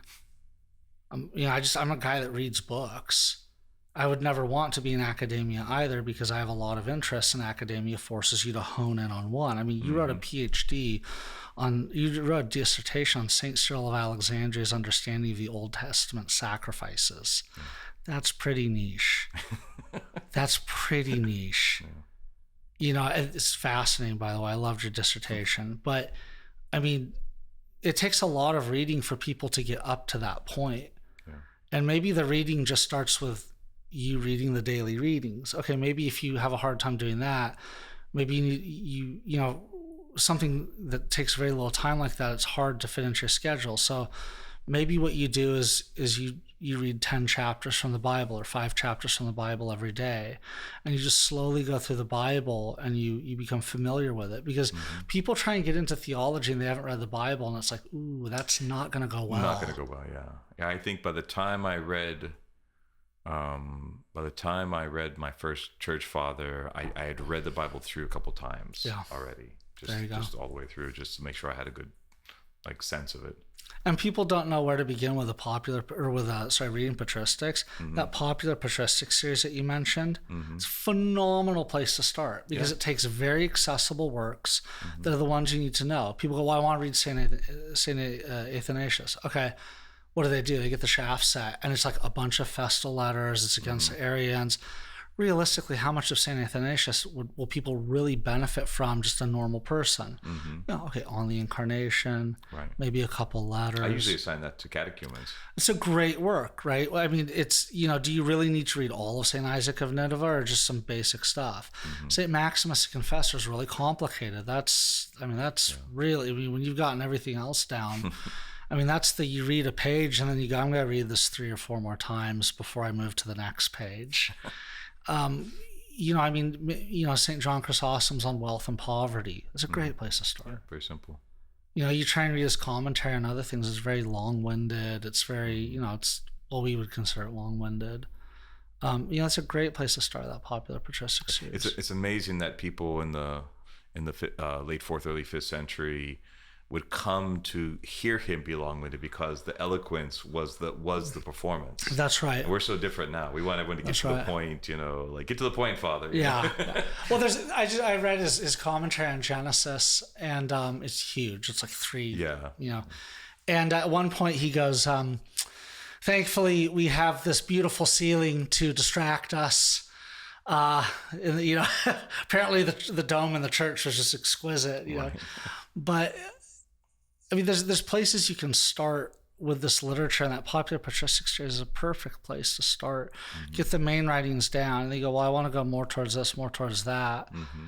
Okay, then you can delve into the shaft set, and that's a good collection of writings. But there's been a lot of scholarship done since then, right? And better translation. And better translations. Some of those translations are very cumbersome. Some of them are just not correct. Yeah, some have very obviously, like they're taking Greek terms and giving them very Latin dogmatic words in the translation that kind of skew the reading a little bit. The Catholic University of America Press, I think they was it called the that one that's like light blue. Yeah, that's the Fathers of the Church series. It's pretty good. That's pretty good. It's a good translation. Yeah, and then just you go, oh, I actually do want to read all of Saint Ignatius's or Saint Athanasius's letters. Okay, well, go look there. But just starting with a set, you're gonna burn out. When you're like in Saint I don't know, just name some random out of the way saint from the 2nd century. You're just like, you're reading like Saint Ignatius of Lyons Against Heresies. Unless you're really into understanding 2nd century Gnosticism, most of that work is gonna be useless. Yeah, you really have to really what someone should do is make an excerpt of that just for the stuff that's interesting to the non-specialists. Yeah, that book is I don't know, maybe 100 pages. I mean, there's 15 pages of that you'd actually want to read, unless you're super into Gnosticism. You really want to understand what they're saying. And so with everything, I just try and tell people, like, read books. It's a dying art. It is. Just reading is. They've already shown this. Maybe you've read The Shallows before. Have you ever read that book by Nick Carr, where he pulled together all the research to show that the way that people are learning through screens and very short snippets is taking away short-term memory and ability to connect concepts. Just forcing yourself. I've told some of the young guys who are distracted all the time, read a book for an hour straight once a day. And you will find that after about a month of that, your brain changes the way it works. Because it's like any other organ. The more you use it, it's going to start working better in a different way. And I said, so pick good books, right? Pick good books. I'll give you a recommendation if you want. Just sit there, read an hour straight every single day, not on your phone. Turn your phone off, put it in another room. Yeah, put it in another room. Leave it at home, go to the park. Yeah. It's a liberating experience. It is, yeah. And just read for a minimum 1 hour a day, and you will find your brain starts to work better, and you will start to get concepts that you hadn't comprehended before.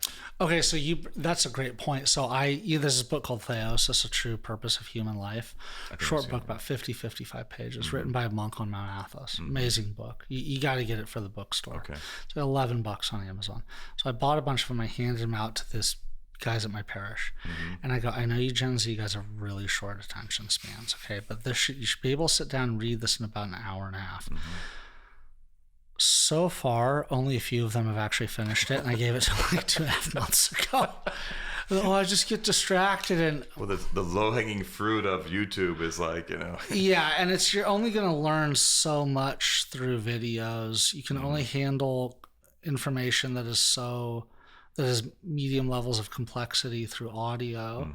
At a certain point, you have to do reading in order to keep track of the information. Yeah. I mean, the level of understanding for concepts that you gain through reading versus through listening, it's like this. It's not like that. It's not like that. It's like this. And, the other thing is that, you can have a really high IQ. You can be born with a super high IQ. And if you have a short-term memory and a short attention span, that IQ is useless to you. It is, yeah. Is absolutely useless. And so I fear that we're we're raising a generation of I know that what is being raised right now is a generation of cognitively stunted people who don't have to be cognitively stunted. Right. And I mean, they're already emotionally stunted by the isolation, like the post-pandemic isolation that's become the norm. Yeah. And then they're intellectually, because of their lack of reading, being stifled. Yeah. So doesn't bode well for the future. It doesn't. And if you have to, just delete all the apps on your phone, just delete your accounts. Just, I periodically just deactivate my X account. Why? Because X is really addictive. So aside from sugar, I've never can't imagine anything I've been, addicted to. And X is super addictive. They bring in scientists who know what they're doing, psychologists, scientists, to make these addictive. It's like, the same way that casinos bring in, researchers to make games addictive for people. Right. And, you're not learning anything in, 268 characters? So it's the other danger is that with so many people, really the short attention span, so they're not reading, so they're not understanding deeper context, into the topic, it makes them unbelievably susceptible to sloganeering and catchphrases. Unbelievably susceptible to that. It makes them very easily manipulated. And, a lot of that is, parents giving their kids smartphones. And a lot of that is that, in the past you'd play a video game with your friends. Well, now you're all alone on this phone doing it. And so, again, the best thing you can do is just delete your social media and try and make friends at church. Yeah. And be that, when you see that, I'm the guy at church that goes up and says hello to new people. And I meet so many of these younger guys, and you can tell that they've been completely let down in terms of social development through society. They're talking to you, they can't make eye contact. They kind of, and then that plays into, okay, all of a sudden they can't find a wife, because what woman wants to be around a guy who has no social skills? Yeah, no, it's tough. It's very tough. And, I have daughters, so I think to myself, okay, how many of these men that I meet would I actually recommend when my daughters are older? Would I actually recommend, hey, why don't you go talk to my daughter? And the answer is hardly any of them. The ones we have to go back to arranged marriages, Oh, yeah, and the sad thing though is that so many of these younger guys they're just socially, they're cognitively stunted. I'm trying not to use the R word for YouTube purposes, but emotionally stunted. They're not going to be able to hold down a marriage. Right. It takes work. It's real work has to be put in. Yeah, and I can't say this. I say it again and again and again, and hopefully some of it will just stick. If you're a guy and you want to meet a woman and get married, being able to have a conversation is like a superpower. Yes. Yeah, absolutely. Having a conversation with a woman does for them what seeing a beautiful woman does for males. The nerdiest, most unathletic guys I know have these beautiful wives and girlfriends, and these guys are all conversationalists. It's just like that locks women. It's like a tractor beam to them. They can't resist it. So, yeah, read. If you read patristics, you will get married. If you just read patristics for an hour a day, this will set off a series of events that will get you the trad cutie you have always desired. I guarantee it. So I don't know if she'll watch this, but my wife actually asks me to summarize my writings and my sermons for her. This is like things that we actually do, like when we're sitting around and we're like, she wants conversation. She just says, explain to me what all this meant. Oh, that's very sweet of her. Yeah, well, I don't know how much she does for herself and how much is just because she wants to talk with me. But women have that connect thing. Yeah. And I think that males in general, your wife coming to you every 10 minutes when you're trying to get something done and giving you this piece of extraneous information, you're thinking, what does this have to do with anything? Well, they want to connect. They're looking for that connection point, and males misunderstand that as you don't see I'm busy. Yeah. No, she just wants to feel your presence. She wants to know that you're still there. Yeah. And, that took me a long time to understand, but I really do worry when I meet Gen Z guys, because you have the ones who have social skills and women just gravitate towards them. And it's also really sad because as much as you hear Gen Z guys complain about what women are like now, as a millennial growing up in Seattle, Gen Z guys have way better female options than I did as a millennial. And that has to do with, in the past, the women were like a bell curve. Now you actually have some women, you have a significant portion of women that are not, the super ultra left wing, going absolutely nuts. As a millennial in Seattle, almost all the women were that way. Yeah, and in Gen X too. I mean, we had the same thing. The majority of the women were very feministic, to the point of where men are kind of like a necessary evil, perhaps, if nothing more. Yeah, they were Amazons, is what these women. They were wannabe Amazons. I mean, now you actually have women who want to get into a trad movement. You think you had that with millennials? Forget it. And so these guys see these really exaggerated experiences of women online. I mean, oh my gosh, they'll just run off, they'll cheat on anyone. I mean, the number of women I've known in real life who actually cheated on a spouse at age 42, less than 10. And I've known thousands, tens of thousands of people. It's just not. I mean, the circles, it depends on the circles you hang out in. Right. And you can't rely on the law to keep relationships for you. We can't rely on the law for almost anything. It's not that's not a reasonable expectation to keep society together. It's just because it's legal or not legal. It's like there has to be an underlying worldview that law is based on. Right.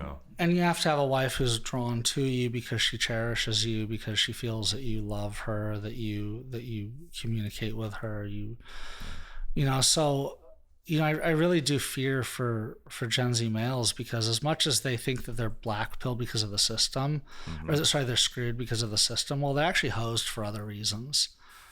It's the real reasons these guys are hosed. They have no social skills. So many of them have no social skills whatsoever. None at all. Maybe that's what parishes should start doing, is coming up with a social skills class for the young men. I tell these guys, like, look, go find like one of your mom's friends. Go to one of your mom's friends. She's 20 years older than you. It's fine. 25 years older. Just go talk to her. Just try and have a conversation. I mean, there's they talk about, well, women, the 3 6s, right? 6 pack, 6 figures, 6 feet. Okay. I know a lot of guys over 6 feet who cannot land a woman, period. I know a lot of guys who over 6 feet who can land women, can't keep hold of one because they have no social skills. And the women they're landing are not necessarily ones you'd want, but in some cases. But, I mean, there's the 3 Ps that guys just need to avoid at all costs. And that's pot, pornography, playing video games. Stop. Just stop. I mean, they're completely frying their brains out on this stuff. Right. Yeah, they're just addicted to the dopamine, and they're just. Start reading books, get into a dojo, start doing jiu-jitsu, start doing wrestling, start doing boxing. Go hang out at your parish as much as possible. As a former boxer, I endorse this statement. So you have phenomenal footwork then as a boxer, right? Maybe not so much nowadays. As an aging ex-boxer.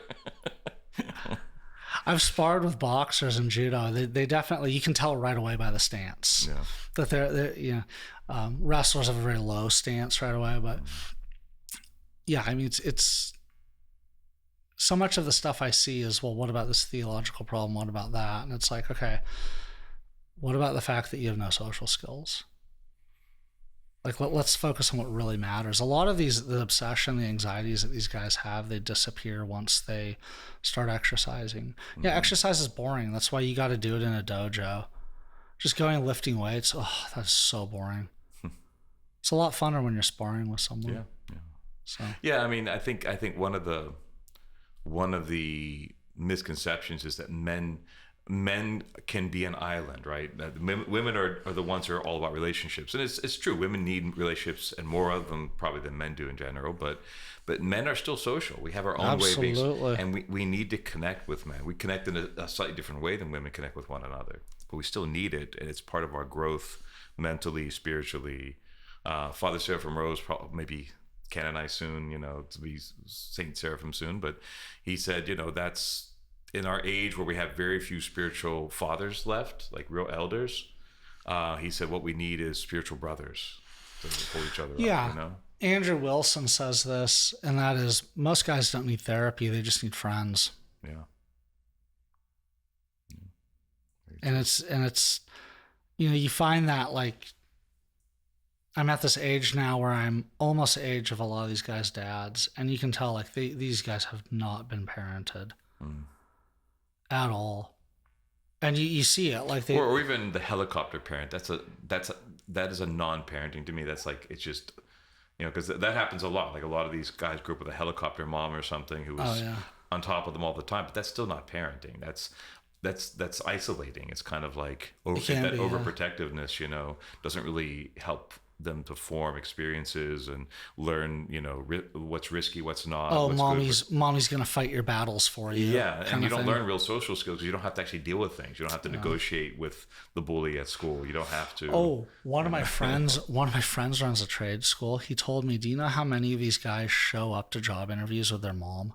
I've heard that was a trend. I was actually on the news recently. Oh my God, I would die when I was that age. If my mom, I was like, when I was that age, like, I was, yeah, sure, I have a mom, but I'm just totally independent. I mean, that's how it was, right? You want to be independent. These are guys like late teens, 18, 19, 20, 21, 25. It's very troubling. It's very sad, and they really need very strong male role models. They need, you find that in the church. The church is a very masculine place. You're called to accountability. You're called to self-control. Men gain respect. Self-sacrifice, which is, when I explain people in marital counseling, premarital counseling, like before they get married, I'm examining, Ephesians chapter 5. I'm like, what is the man called to? It's not a demure sort of, example. It's a self-sacrificial way of being, and that's what the ascetical life is. You're gonna make it work. You're gonna do what it takes to make it work. I mean, it's like, I had a boss who said this, and this always echoes through my ears whenever I'm on a project that's difficult. He didn't say it to me, he said it to someone else, and it just made such an impression on me. This guy was complaining about how he couldn't do whatever, and the boss goes, "Who do I need to hire to do your job for you?"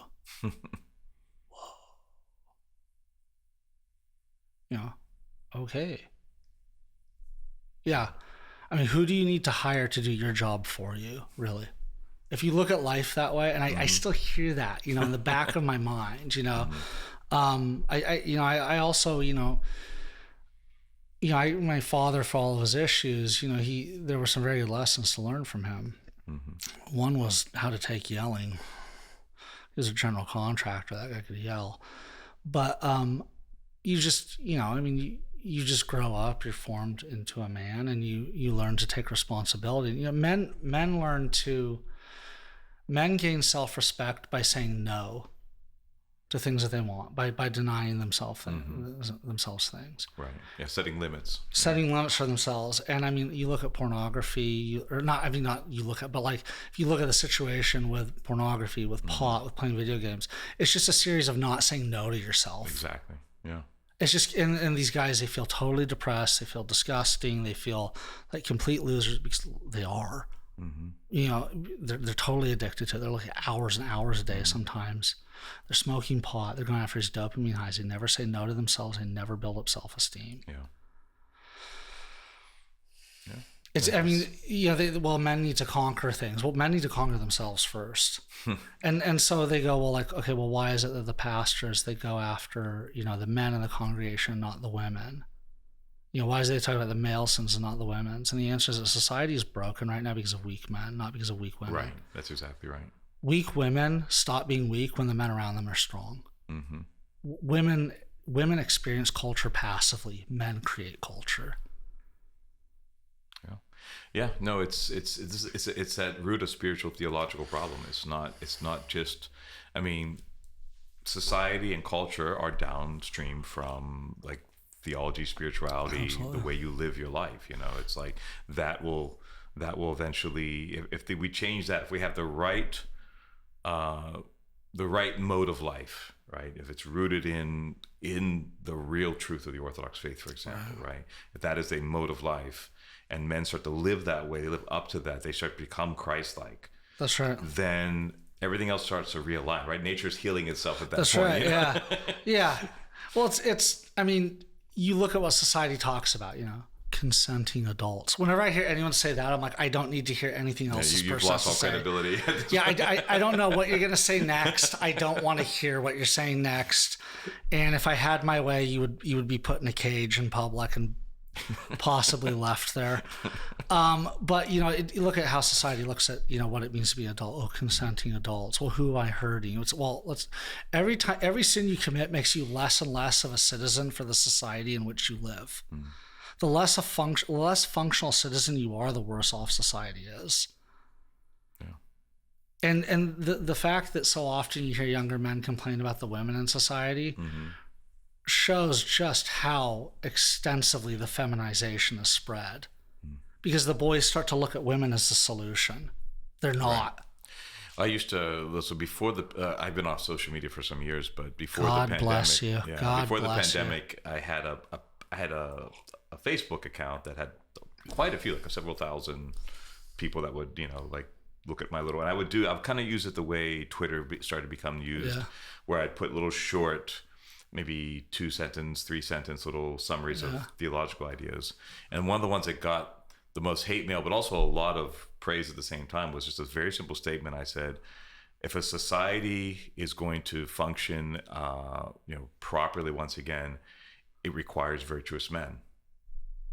That is what it needs, right? When men start to become virtuous again, right? When virtue is seen as the ideal, and that is what we're striving for, and society puts that up on a pedestal and says, here's where we should be looking, is the virtuous man, then things will start to change.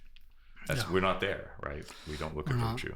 And I think a lot of guys they're afraid, like, well, you know, I mean, all the women are being, you know, taken up by other guys. It's like, no, there's way more women now who, I mean, I look at, again, like, I'm almost the age of these girls' dads.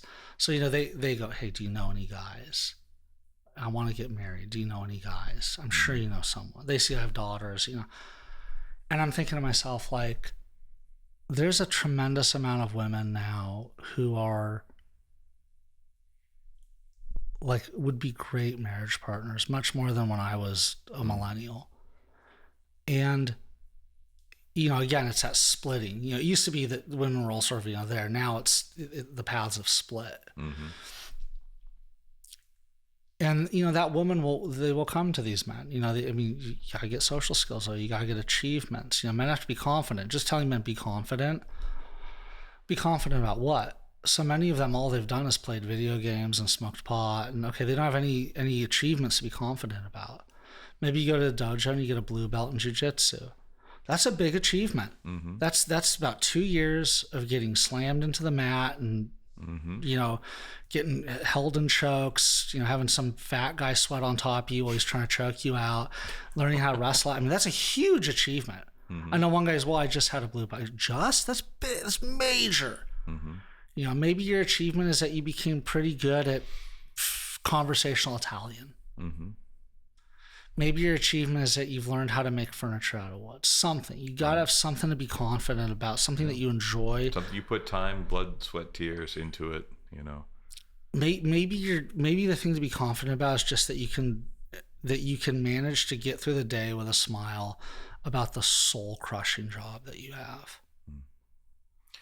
Yeah, one of my earliest jobs in corporate, when I got out of kind of the grueling manual stuff. Oh yeah. And I got into I finished up my associate, and so I was able to get at least an entry level thing in an office. I thought, I really made it. And it was one of those soul crushing cubicle jobs, like in Office Space, the movie, you know. But what I did was, though, I they couldn't really say anything about it. I turned my cubicle, I hung up couple icons on the hung them on the wall of the cubicle. Right on. And started seeing it as my monastic, cell. I spent my day there, like doing my computer stuff, doing the Jesus prayer, looking at my icons, and turned it into something positive. Turned it into not just a paycheck, but into a chance for me to discipline myself. Yeah. And, I mean, we all have our cross to bear, and maybe it's a difficult spouse. Maybe it's, maybe it's the temper that we have to tame. Maybe it's the soul-crushing job. I'm very fortunate because I have this wife who's very domestic and very loving. I mean, I could say that I'm her cross to bear, and she bears it, much more patiently than I would. But that's what turns you into a man is persistent sacrifice, going through pain, coming out on the other side, not just surviving, but able to handle it. And, being deprived of that is a curse, not a blessing. And so I do see hope for a lot of these guys in the sense that you see this movement towards, okay, get into the dojo, get into the weight room, you got to get in shape. But it's not going to come from dating coaches. It's going to come from people who teach you how to have conversations, how to interact, to be interested in someone as well as to be interesting, to tease out of them what they enjoy talking about, what you can relate to them on. And just, go to your mom's friend and just try to I don't know, have a conversation, can you please teach me avocado? I mean, just try, it's going to take years. And that's like a superpower for getting married. So. Apostolic Tradition is an evangelical ministry of Christ the Savior Orthodox Cathedral located in Miami, Florida. You can find the cathedral on Facebook, Instagram, and YouTube at the links in the description below. If you would like to support the cathedral and this channel financially, please visit us at orthodoxmiami.org/give to make a donation. And if you enjoy this content, please make sure to like, comment, share, subscribe, and hit the bell for notifications. Glory to God for all things.